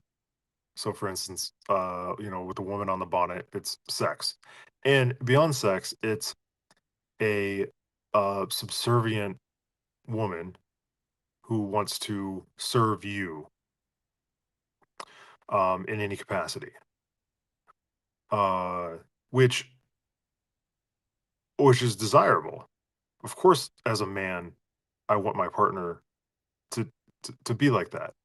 However, however, uh, how a man builds himself up to be the type of man that a woman would want to do these things for is a completely different story. And being the cool smoking guy who's banging loads of chicks is not the way to get there. It's the opposite. Now, the cool guy banging a lot of chicks, that also taps into something. The being a man, you are biologically driven to expel seed and to impregnate as many women as possible. Uh, that's just how it is. However, you're not Genghis Khan, right? You don't have that type of and you and don't have that type of charisma. Um, the and so uh and so it's like, it's obviously it's damaging to women, it's damaging to yourself. It well, actually, I don't know. I don't know if there are definitely certain types of men who can go through their life and just be with different women and die happy. Like, that's very possible. But I think for the majority of men, finding that one woman, maturing emotionally, finding that one woman and sticking with her, you know, uh, as difficult as it can be sometimes, that is the ticket um, uh, to having, to a good life, because companionship is extremely important, and a companionship with a woman, um, is it can be, sublime. They just, like you said, they fill gaps that, nothing else can. It's interesting as well, like sex opens doors between one human and another, right? But it also opens doors between the universes so that a being can come from elsewhere to this universe. Right. It's the door opener. It's the way to open the door. If you want to Yeah. open a door, open a lady's legs. And so you're opening spiritual gates, which can become a powerful transcendent moment for both of you. You can have spiritual experiences into the divine spheres through the sexual act if it's done right, right? Like conscientious, the intention, the application, the purification, the purity. You're right. This is the only person. You're not like off with her or whatever. You don't have any of that dirtiness on you. You got the clean intention.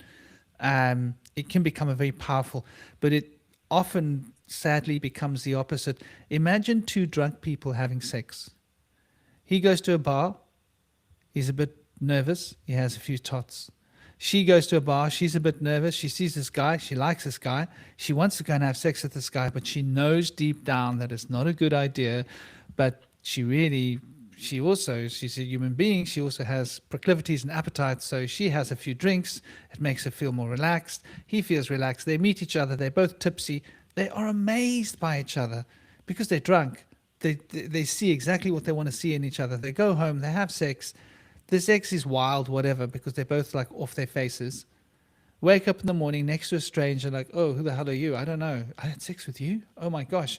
She seemed so much nicer last night. Now she seems mean or nasty or whatever, right?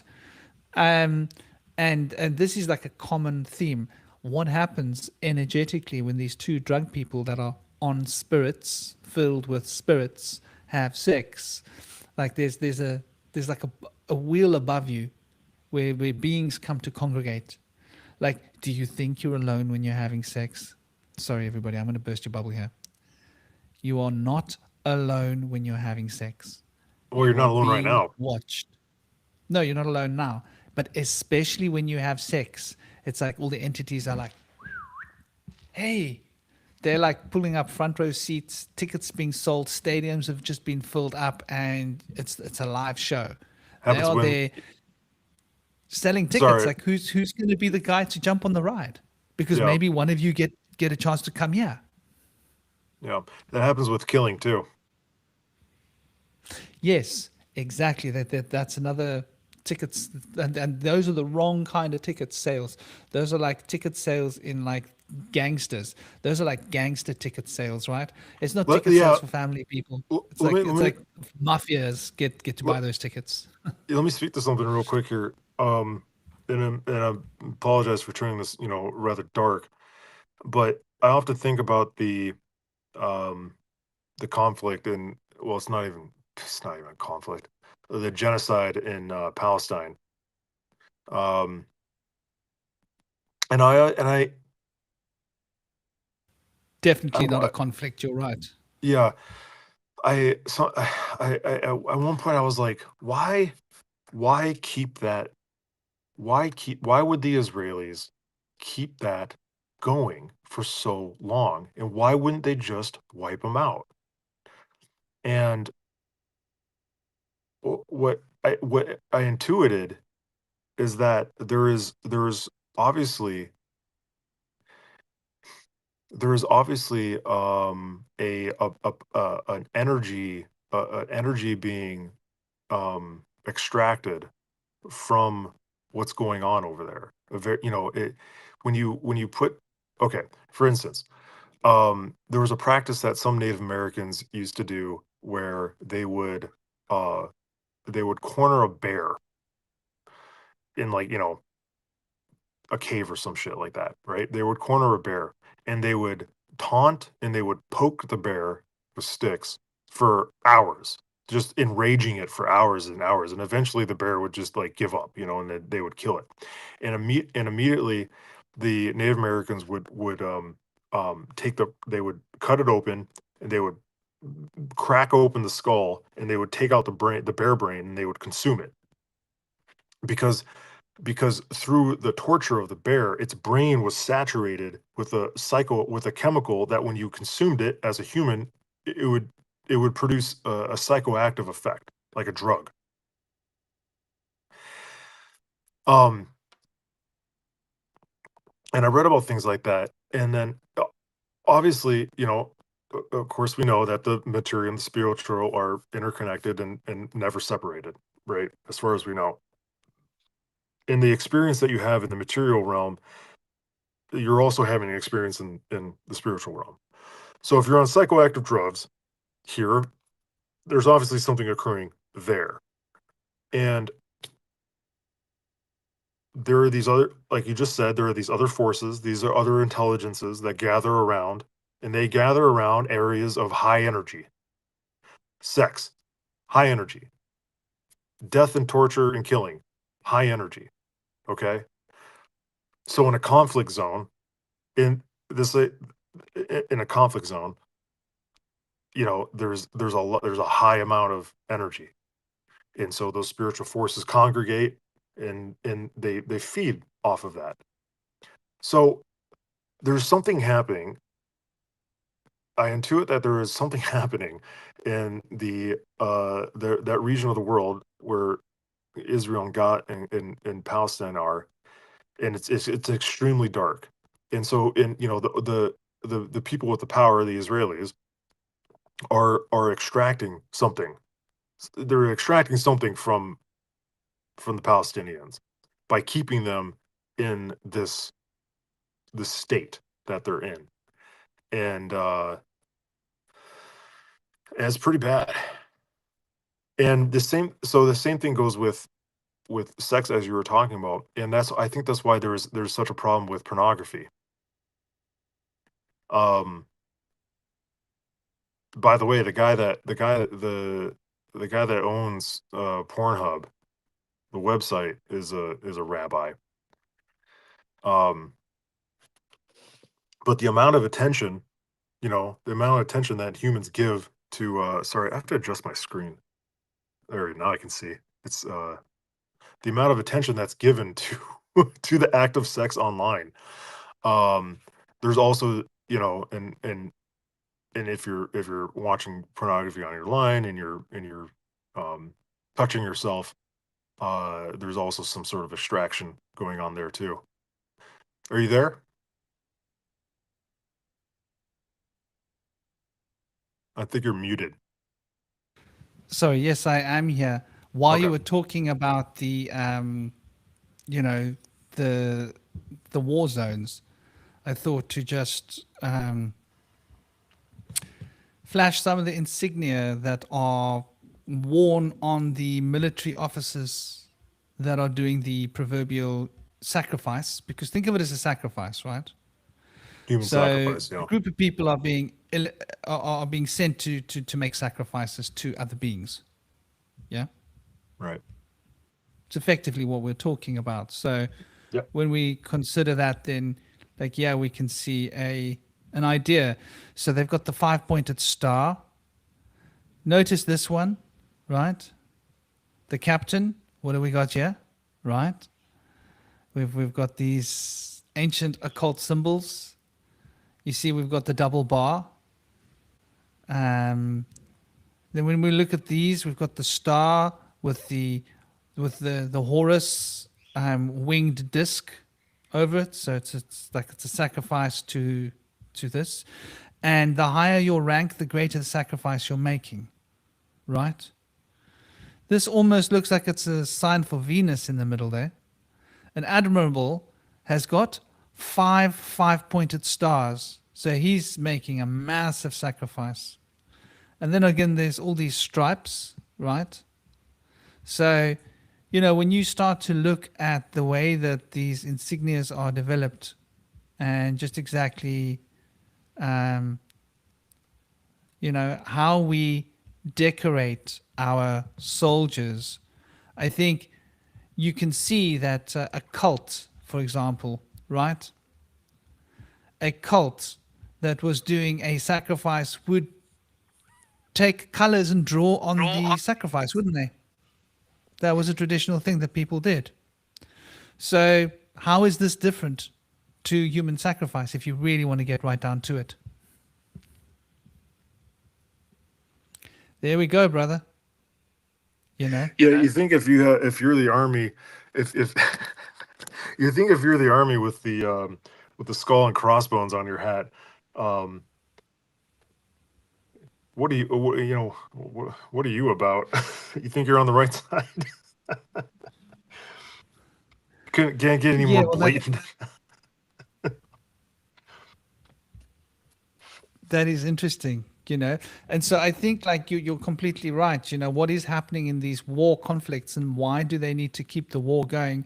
Because people are being tortured, people are being harmed, people are being Exactly. unalived. There's a lot of suffering. There's a lot of mothers crying. There's a lot of There's a hatred lot of being generated. money. There's a lot of money to be made. Mm. Well, this is the deal, right? This is the deal.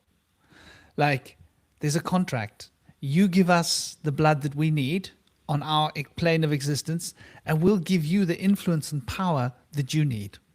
Right. You give us the influence and power that we need, we'll give you the influence and power that you need. Your influence and power is money and control. Our influence and power is suffering and blood. Right.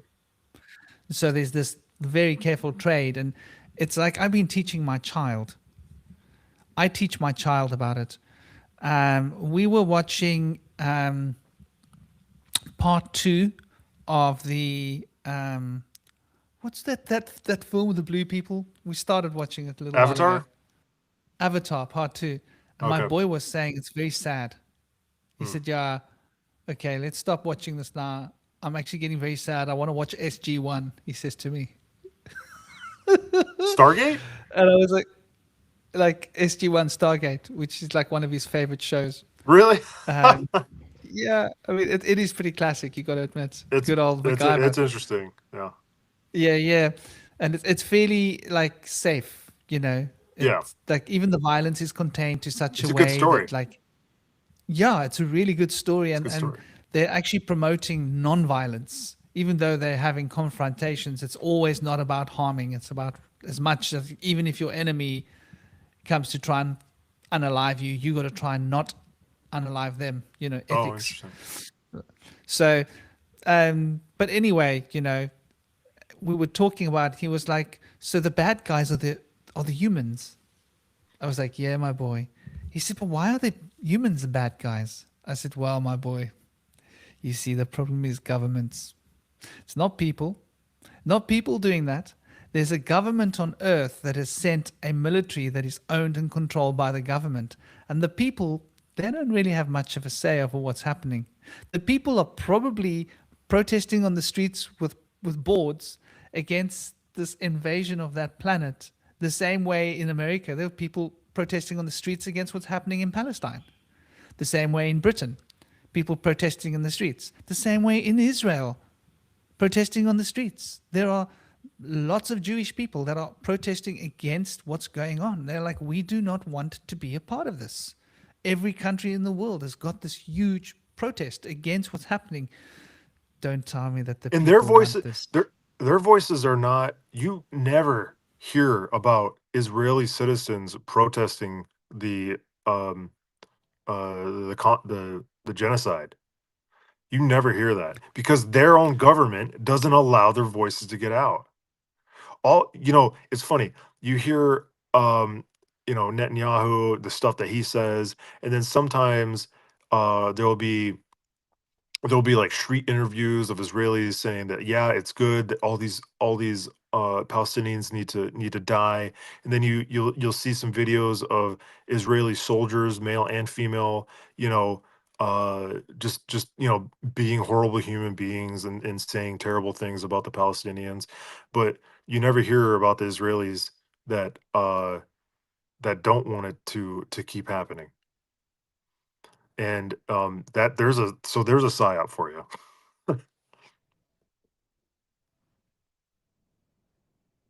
And it gets really interesting.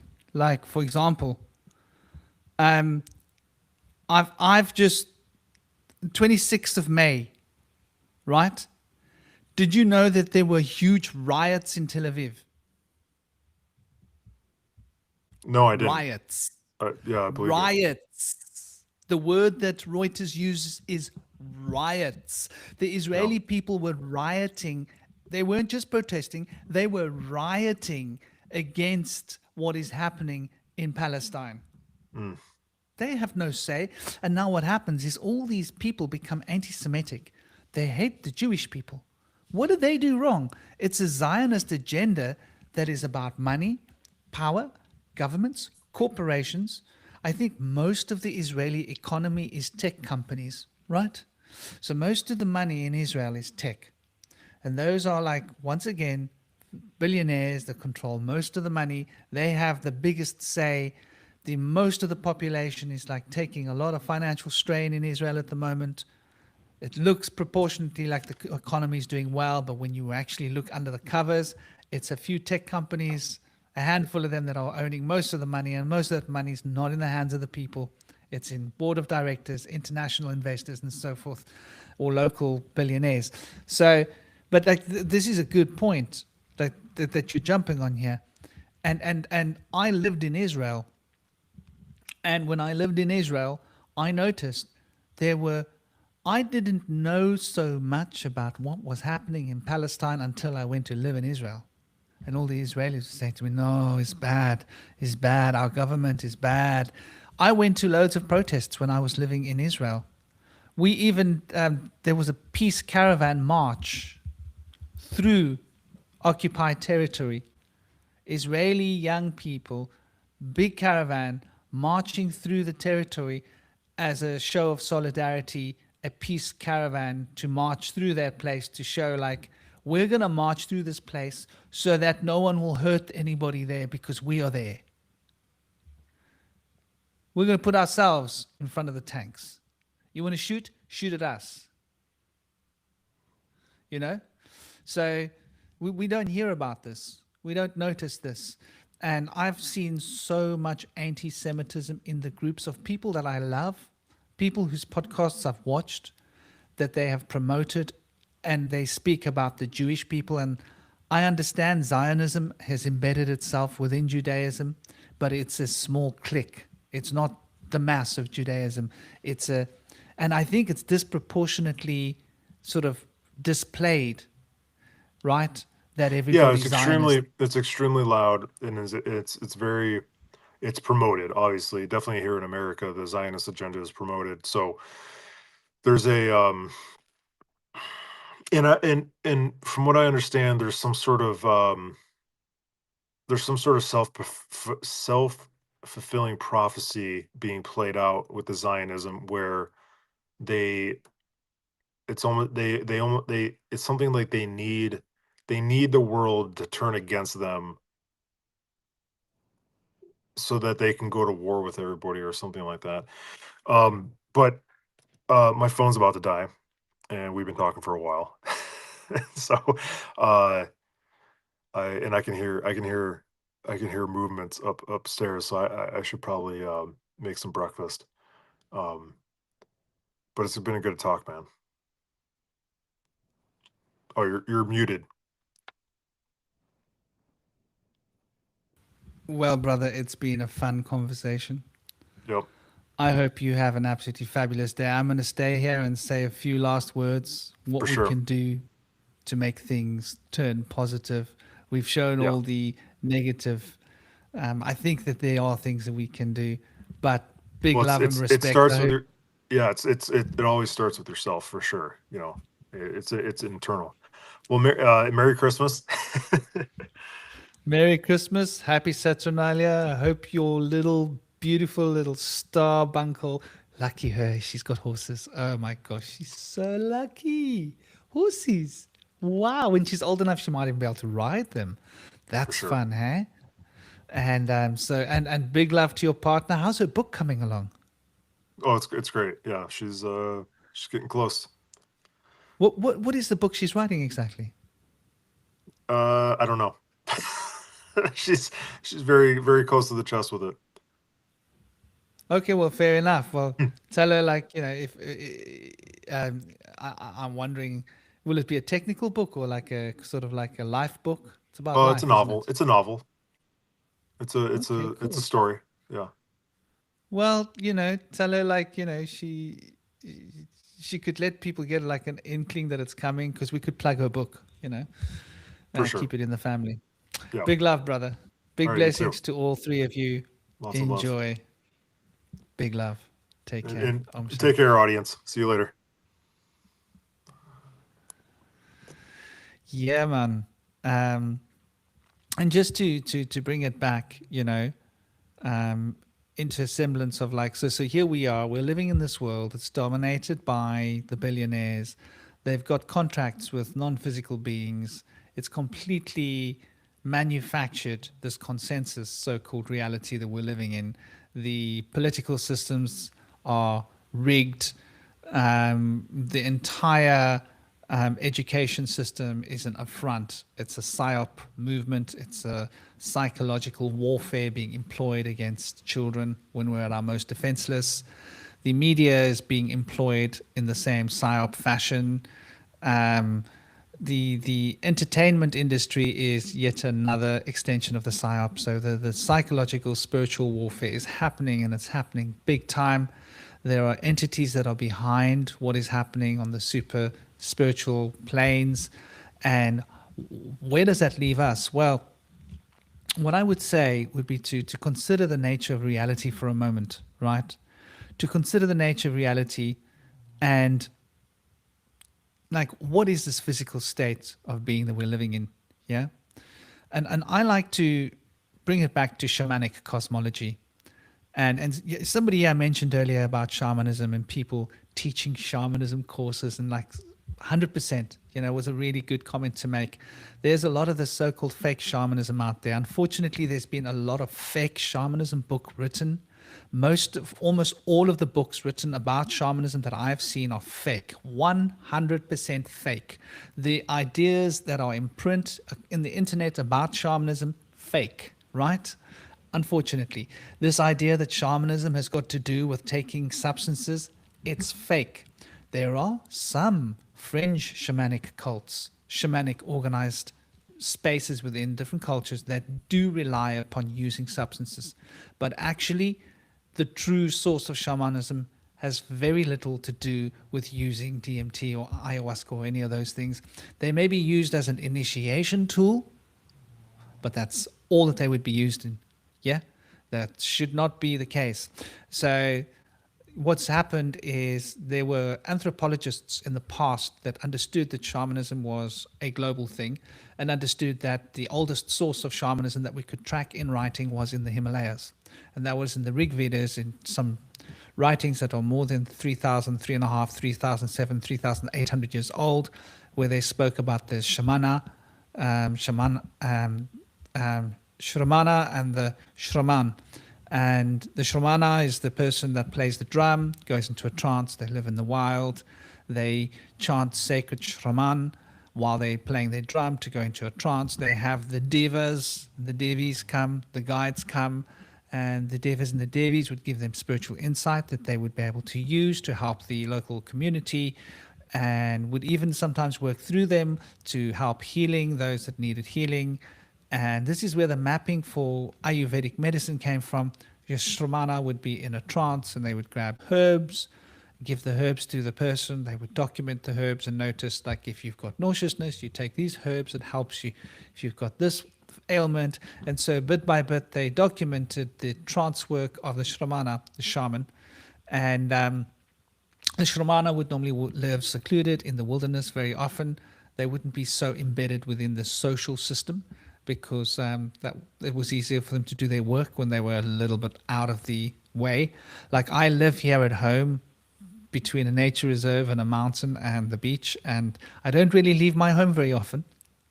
I might leave my home to come and do certain works, like if people have poltergeists in their homes or something, and I'll go and camp out in their home for the evening and do the work that needs to be done to help them, so that they don't have to sell the house, so that they're not afraid, that kind of thing. But generally speaking, I'm at home and disconnected in a way from what's happening out there. I try not to go. I don't go to the city. I'm really funny. I don't leave my suburb very often. I sort of I'm based right here. But so these ideas of shamanism coming from Siberia is absolute bot troppel, right?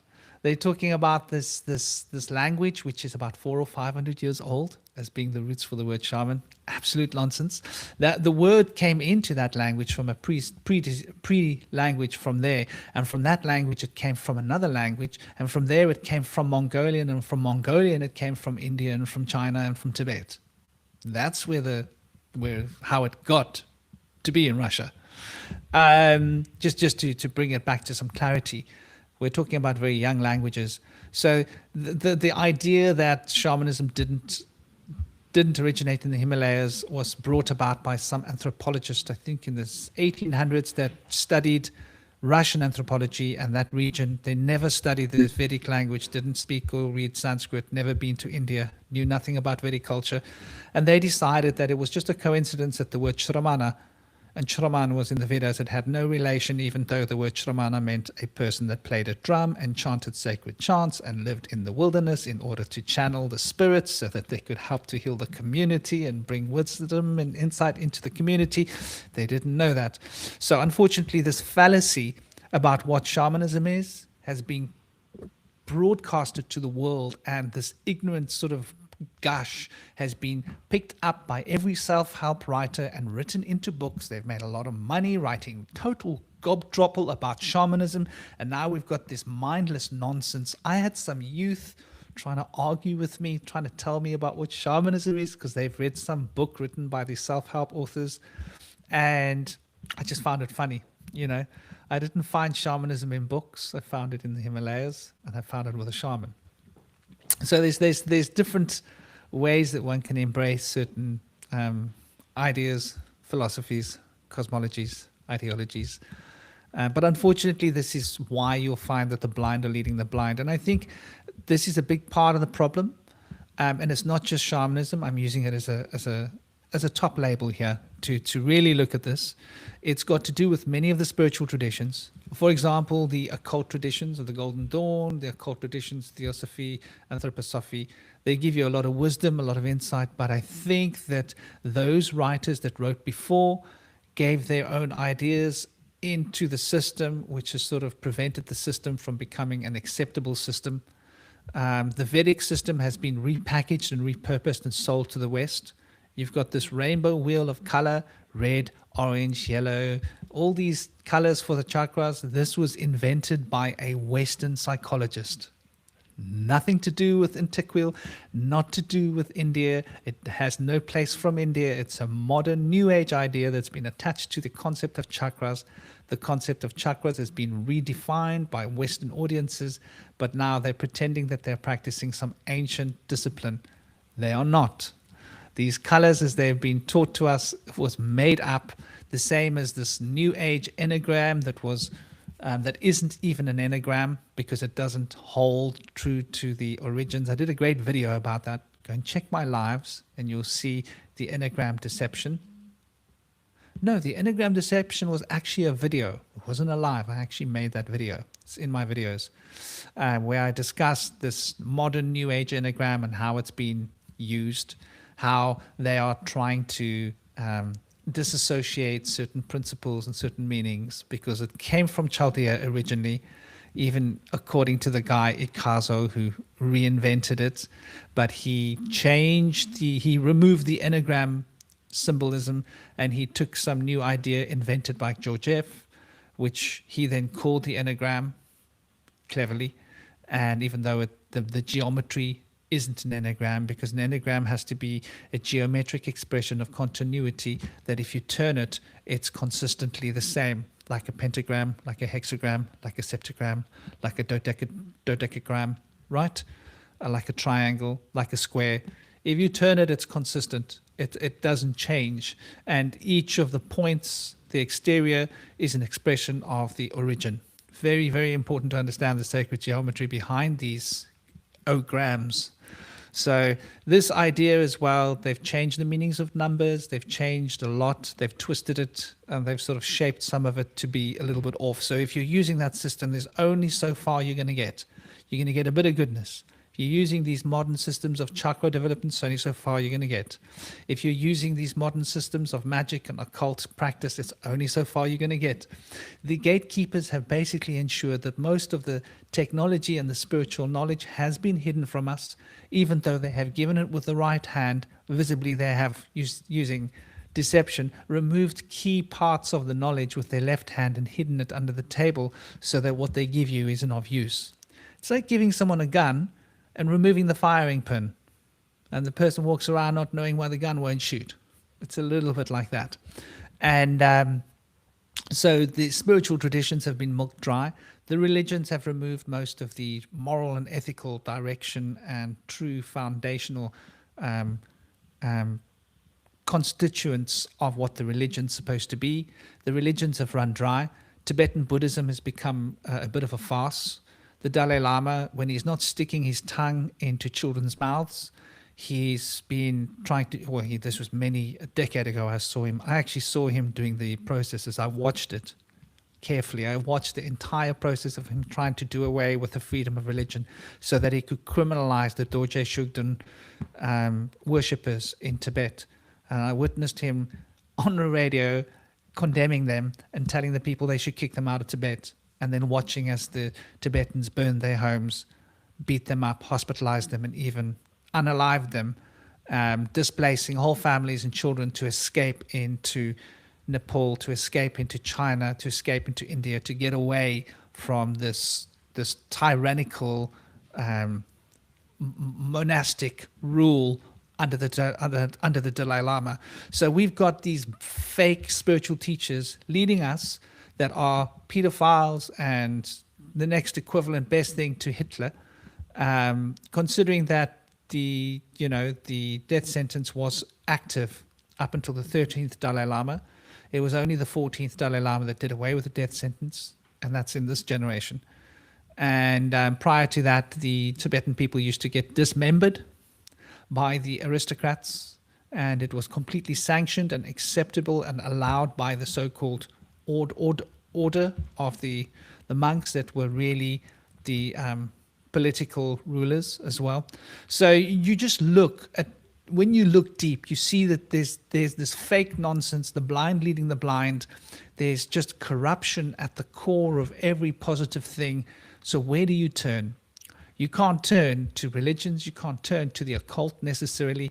You can't turn to trying to develop your yogic or tantric knowledge easily. You can definitely not turn to shamanism. Shamanism is a very personal path, and shaman are they are created through the adversity on life, and they are driven to meet other shaman, and they are driven to go into the wilderness. And shamanism is not like bells and whistles and incense. It involves life-defying actions very often. At least that's how I've experienced it, that one has to put one's life in the cup of one's hand and go, well, I'll do this. I'm prepared to not be alive for this path that I'm on, and sort of roll the dice. And with that comes powerful spiritual experiences where one becomes personally attuned to one's own ancestral guides, one's own lineage, and the animal spirits that are in league with one's guides and oneself reveals to oneself. And this is the path of shamanism. Very personal. You cannot be taught shamanism. You cannot enroll in a course to become a shaman. This is all lies. It's all fake. It's a sham. It's money making. It's as bad as the Western occult doctrines that are being perpetuated against people. And so where does one turn? What can one do? And to protect oneself from the spiritual war. These are fairly big questions, and I think like what it comes down to is like really we've got to learn to open our eyes. We've got to pay attention. We've got to become really honest. We've got to say what we really think. We've got to express what we really feel, even if we feel insecure about expressing it. This is the key. The truth shall set you free. Become so honest that it's painful for others to watch. Become so honest that you humiliate yourself with the truth. That humiliation is a doorway into humility, and that humility shall bring that spirit of the child that you left behind in the process of becoming educated, and bring it back into alignment so that you're back in tune with the cosmic spirit of life and able to reach into that most fundamental and spiritual nature within oneself. I think we've become so lost in this world. And it's also important not to get lost in exterior things, not to chase after money, not to chase after material things, not to chase after fame, not to chase after rewards from other people, you know, of like, well, if I'll behave in this way, I'll have these people like me or want me or whatever. Peer pressure is an enemy. Peer pressure has been weaponized by the occult systemic lords that are practicing this black magic to control us.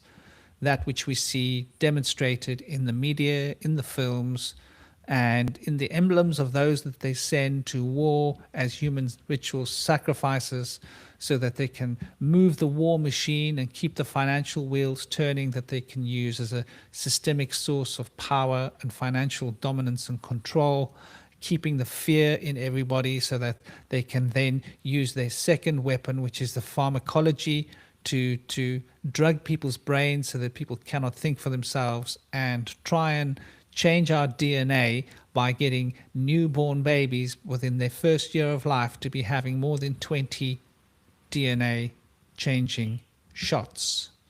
That's what these new vaccines do. They have an in-writing code to change small pieces of the DNA. They assure us it's just those pieces being affected, but we don't know what else is on the payload. We don't understand how this works, but we do know that it's an RNA viral shot, and that RNA code is carried in by a virus, and it's not just a natural RNA viral code. It's genetically modified in a lab using splicing technologies. So somebody is behind manufacturing that, and they know exactly what they're doing. They tell us one thing, but they lied to us, and the lies have been exposed. So we can see by all of the legal matters that have been drawn out in Congress, in the Parliament in the UK, in different countries, where it has been exposed that there have been lies, that documents have been hidden from the public, that these big companies knew that they weren't safe, they knew that they weren't effective, but we were being forced into using them anyway. That's just one extreme representation of the dark side of pharmacology, which is a big part of the world we're having to live with. We need to clean our bodies. We need to focus on our own psychological well-being, spiritual health. We need to start getting in tune with the people that we feel a connection with, being real, being honest, being sincere. Compassion needs to be a big part of our life, because if we have compassion for others, we will have compassion for ourselves. Practice meditation. Observe your breathing. Go deep into a meditative state by observing your body, observing the tension, getting your posture aligned well so the meridians can flow with all of the necessary pranic energies. Get your breathing to become rhythmic. The rhythmic principle of the breathing will bring the consciousness into a state of peaceful awareness. And in that peaceful state of awareness, we will become more conscious and conscientious, and our perception will be more lucid. We'll be able to apply our perception in a more conscious way. By expanding the awareness, we'll be able to actually draw more sense, and this common sense will be an enlightening attitude that will cause us to see through the BS and understand how much PSYOPs were suffering from. I think that these are the keys. There's a lot of shadow work to be done. We need to go deep into ourselves. We need to do shadow work. There's no other external system that you can trust. There's no other external teacher that you can trust in books. If you have the capacity to go to India and find real gurus, good luck to you. It's not an easy task. I've been there, done it, worn the t-shirt. I lived there for years of my life. I was basically a local, burnt my passport, I threw myself in hook, line, and sinker. It's not an easy path. You won't get invited into the real ashrams, by the way. You will only be invited into the tourist money-making ashrams. The real ashrams will want to have nothing to do with you because of your color of your skin. You will have to sit outside the gates of that ashram and meditate for 10 or 12 hours a day for days, weeks, months, until the Guruji in that ashram recognizes your personal authority and the training that you have dedicated to get to the point where you're at based upon the fruits of your labor. So before you can even go and find a master, you have to be ready.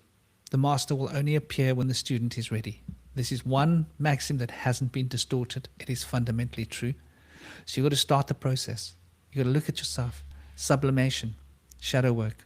There's a great little shadow work seminar that I've given away for free here. It's non-denominational. It's not any particular system. It's based upon using nature. Go and take a look at it. It's in the lives. There's also a meditation seminar, free, given out as a resource for people to be able to go and take a look at. Understand that meditation is something that you do. It's non-formed. Working with the chakras, if that's what you want to do. I've also discussed the chakras. If you're going to look at my lives, giving you more of a concept of the chakras as they relate to traditional Vedic sense. In other words, where the idea of chakras actually come from before the New Age got hold of it and twisted it into whatever they've turned it into. If that is what you want. But I would say like the most powerful thing to do is to just spend time learning to be, learning to sit, learning to appreciate patience. The point of meditation is to become patient, to be able to sit, observe, and wait. Allow your breathing to get into a natural rhythm, body to become completely relaxed, a mind in a state of awareness and poised, and just being, watching, experiencing. This way, the consciousness becomes clear, and we normally carry so much non-clutter in our minds, little hamster wheels turning all the time from one thought to another, like some dizzy parade of insanity. And we can stop that dizzy parade by going within. And the breathing is the natural doorway into the spirit. So observing your breathing, becoming one with your breathing, and allowing the breathing to fill your mind with potential. In other words, to not be busy acting with the mind every time we thought, or every time we allow ourselves to follow a line of thinking, we are acting with the mind. We want the mind to become peaceful and calm and observing so that we're able to see through the illusions and see things for what they are. Because this knowledge will truly free you. It will find a way to bring you to a sense of personal empowerment. Somebody's got an interesting point here. Yeah, Howard, namaste dear Howard. How are you doing? I hope you're good, brother. Trust yourself. To be yourself is all that you can be. Beautiful track there. Find a master. I did. It's me. I am my own. No one else's. Only my own. It's funny. Beings I can't see call me commander. Well, yeah, I mean, we're talking about self-mastery. And self-mastery is a dedicated task that one takes on. It's a life work. It's a life's work. And, humility is the way that we approach the life's work towards developing mastery, because we are always recognizing that we are fallible, we are imperfect, we will make mistakes, and in our mistakes we will learn. Through our mistakes we will embrace new possibilities and expand our potentials and allow our wisdom and understanding to become greater and infuse to produce what is knowledge, and not what people call knowledge, which are belief ideas and ideologies that are tracked from books. True knowledge is based upon actual experience, wisdom, and it is tempered by the understanding which can be gained through the philosophical expansion into books and ideas, but that's just one half of a picture. That needs to be tempered with actual personal understanding. Example, you can read a book about how to build a cupboard, right? Carpentry. But until you've actually built the cupboard for yourself, you don't know how to build that cupboard. So reading the book is great, it's a start, but then you've got to build the cupboard. And the first time you build it, you might mess it up. You might have to try 2 or 3 times, or 4 times. If you find someone that's a good carpenter and they can show you how to build a cupboard because they can show you they're building good cupboards, that might help fast track your ability to build a good cupboard. But once you've actually building the cupboard and you have clear sense and experience for how to apply the theoretical ideas of cupboard building, then it's knowledge. Before then, it's just a belief. It's just an idea. And so we're living in a world of wordplay, where the words are being twisted, being turned in on themselves, and we're being lost. The generation is losing speed.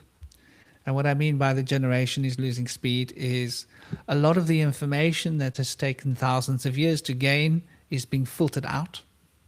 And we're being hyper specialized into our fields.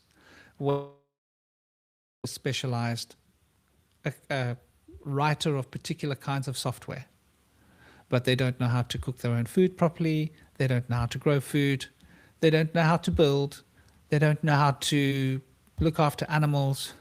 They don't know how to, when they get emotionally upset, they go to a psychologist. They don't recognize how to maintain their own psychological health, where in the past we had to be more skilled.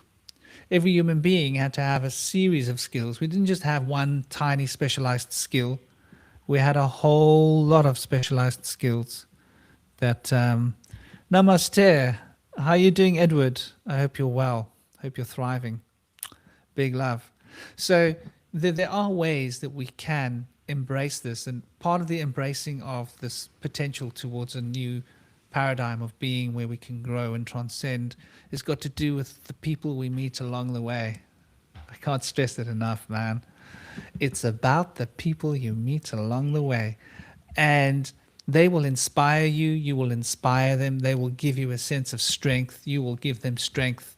The love that you share is the love that will power you, that will give you the dignity and the impetus to become who it is that you know that you are, that you can be, in order to transcend who it is that they wanted you to become when they trained you in schools. And so we have this facility. I think this is why Emmanuel, the great teacher, was so bent on teaching us to go out and love one another and help one another, because there is powerful karma yoga in this simple act of living a good life. And there is incredible knowledge that comes from this passage of life, because we are applying ideas that are from an internal moral perspective, or from an external, what's the difference between morality and ethics? So ethics is what we're taught. Ethics is something that we think, and we put it into ourselves, and we program ourselves with ethics. Morals are our natural proclivities towards expressing our feelings about how we feel towards people and how we feel things should be. So morality and ethics are like the polar opposites of each other, where ethics is an invocative experience from the outside. Morality is an evocative experience from the inside out. And we have become overly trained with ethics. This is why wokeness has become such a disease and a terrible poison upon the land that we live in. And how we can overcome this is by developing true morality. And true morality is not developed by ethics. It's developed by being conscious, by being aware. So when you become aware of your inner feelings and just go inside and tune in, you notice that if you do something to another that harms them, you might feel, that doesn't feel good. Just by being aware that it doesn't feel good to harm another, your morality will grow, that you in future will just intuitively and instinctively feel not to harm others because it doesn't feel good. As opposed to the ethics, where you've memorized words in a book that tells you how to behave, and you behave that way because you know, or you believe that you know, you think and have this idea that this is not the way to behave. And ethics can temper you to an extent, but morality comes from a deeper, more spiritual place. It's a reflection of alignment with the emotional body. And the emotional body is the astral field, the astral body, that consciousness, which is the pure expression of energy, as opposed to the etheric, which is the pure expression of form. The pure expression of form is being governed by the thinking apparatus, the linear perspectives driven by the narrative of ideas that form ideologies, and ideologies are thought structures, where morality is more about the energetic expression of the flow, and that natural flow that feels right is what dictates our morality. And becoming in tune with the heart is becoming in tune with morality. Children automatically and intuitively express morality through their activities. How many times have people heard their little children saying, I didn't know you were going to harm that chicken. I don't want to eat that anymore. I don't want to have to hurt another creature for me to eat. How many times have we heard little children speaking in this way? That's an intuitive, natural expression of morality, because there's empathy. The empathy for that little creature is what's driving that thought process, as opposed to a belief structure that's been ingrained. So I think ethics is not necessarily the answer. I think morality is a safer bet, but in order for morality to be correctly aligned, we need to be totally in tune with our emotional bodies. Because if we're not, then we can assume that, you know, like Aleister Crowley says, do as thou will, this is the whole of the law. And there's a little bit of a hint, like one of the issues with occult practice, which isn't quite right. That's not the whole of the law. I'm sorry, that is the whole in the law. There is law. The law is the law of balance. The law is the law of polarity. The law is the law of cause and effect. The law is the law of rhythm, that is dictating the law of vibration, that expresses the principle of mentalism. And this is brought into being by the field of connections that are presented by the associations between things that are in alignment with other things. That being a fundamental law that all things are connected in what we immediately understand and process. And so this is a series of correspondences that brings this mentalism principle into being. And all of these principles are operating together in a synergetic field.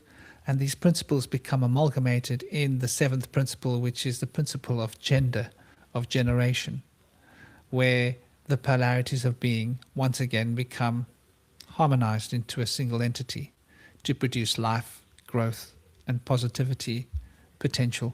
So when we look at like the whole of the law has to apply all of these seven principles.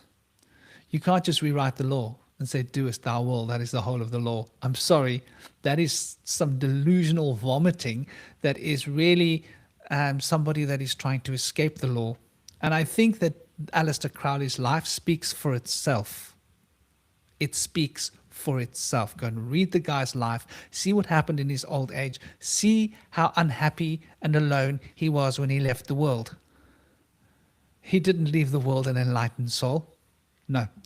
And he had a lot of issues. He had a lot of drug-related issues that were not healthy. He was not in a state of harmony or good spiritual health. So the idea, the whole in the law, is a bit of a joke, right?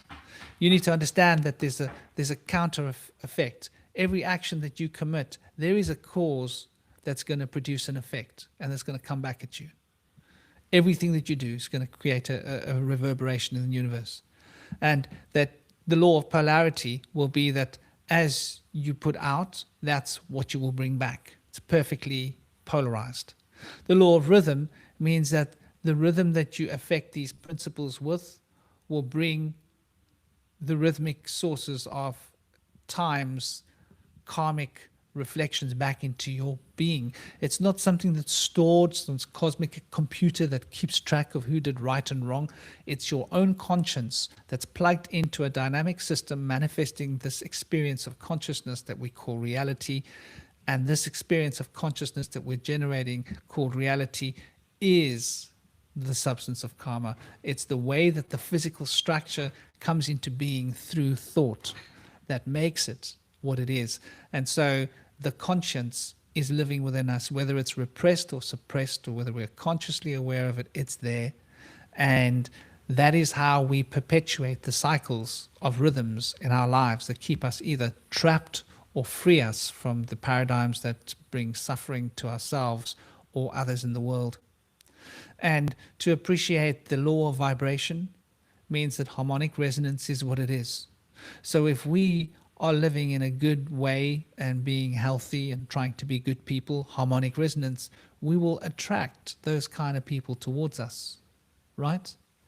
And it will be up to us to see those, because we will then be offered false fruits. Who are the people we should be connecting with? And we will seek the field of correspondences. The correspondences of those people will have similar life stories to us. There will be a lot of similarity in those people and us that we will be able to relate to. And that will be birds of a feather. That'll be the law of correspondence coming in to ensure that the vibrational field is kept in check and that we are able to find those that are in the same polar field as we are, so that the rhythms that we generate in life will bring us to the correct perspective.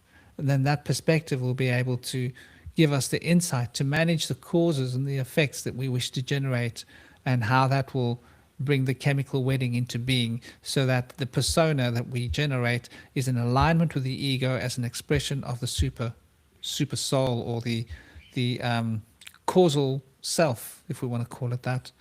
So there are simple paths towards finding this wholeness, finding the sense of personal meaning, and we need to learn to slow down. We need to learn to focus. We need to learn to go into our shadows. We need to learn to face all of those things about ourselves that we've repressed or suppressed, the things that we find difficult, the things that we find challenging. And creation, to universal law being expressed in motion. To me, it's simple. Yeah, well, I suppose that's what it is, you know. It's exactly what it is if we look at it. We are basically an expression of who we think we are, right? And I think, therefore I am. So we've got to be careful who we think we are, because who we think we are, we're going to end up acting as.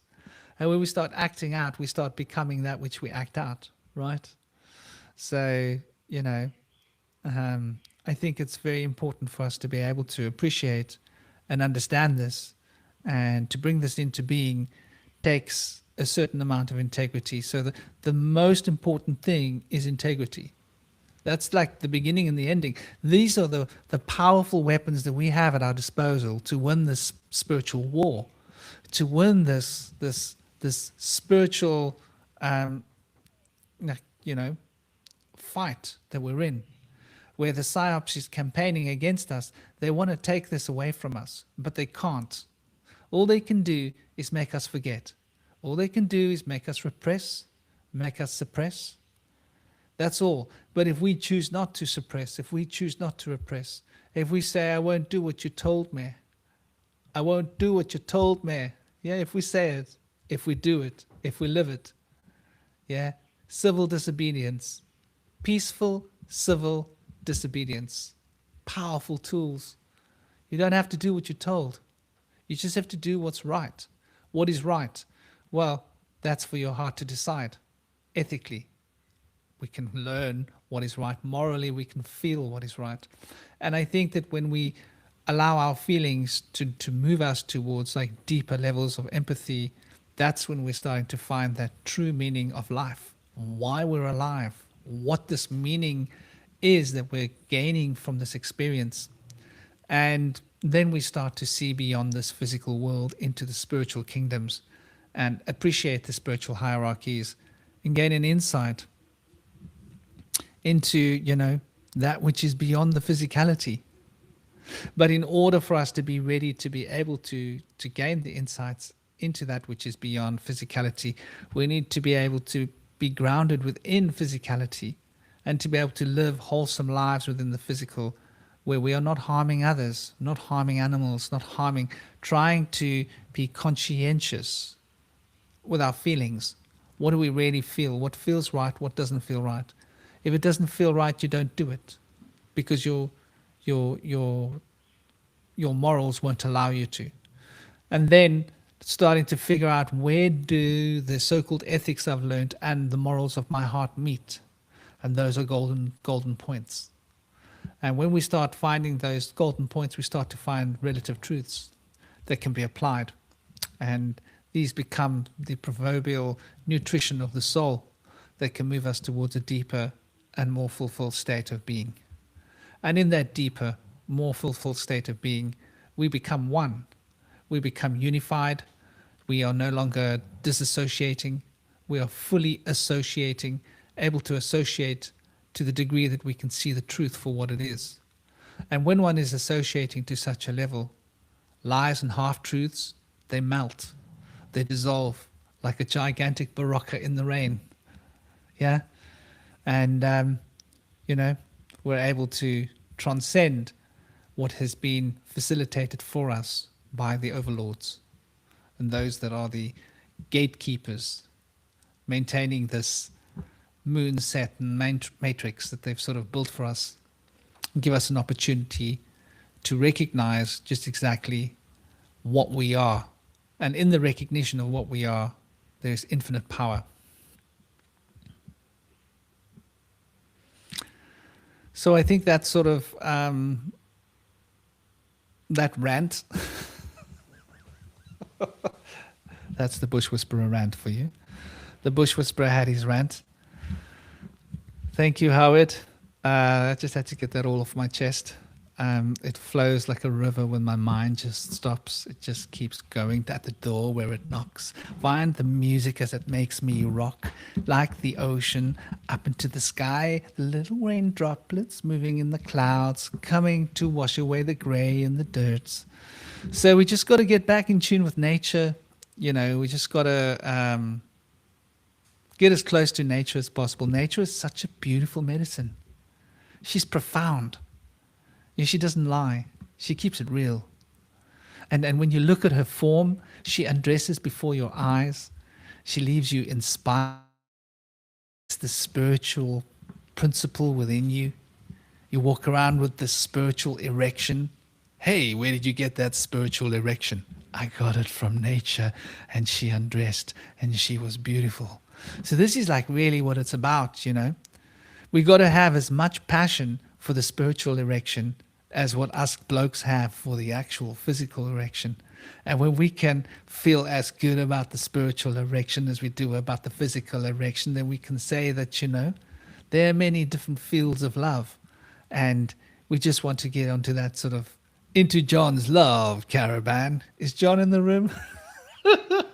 I'm always teasing John about his love caravan. He's got a love caravan, John. But yeah, I think that basically is what I can share with you, what feels to be shared now from my heart. And what was that? There's somebody asking a question. Harm to none? I don't live by that. I live by truth and consequence. I don't threaten. I deliver consequence. Same as the truth. Yeah, I get where you're coming from. But how do I put this? I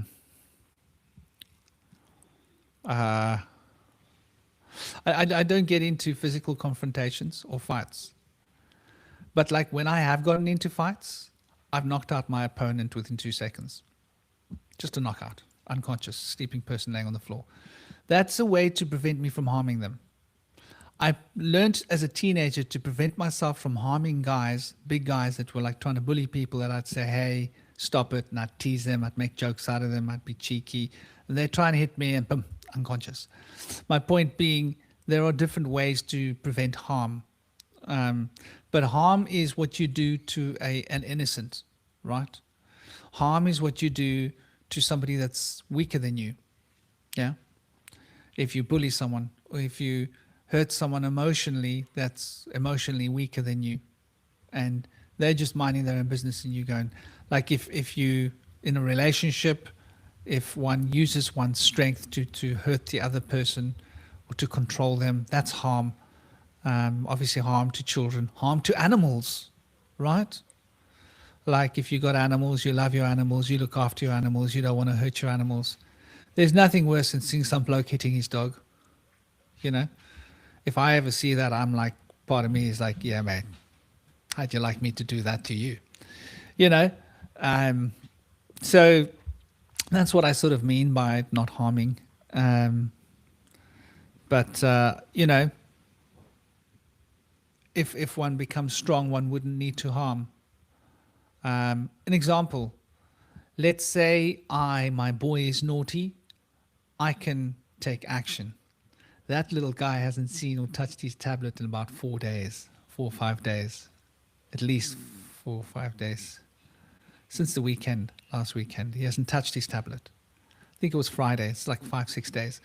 And to him, that feels like harm, but it's not harm.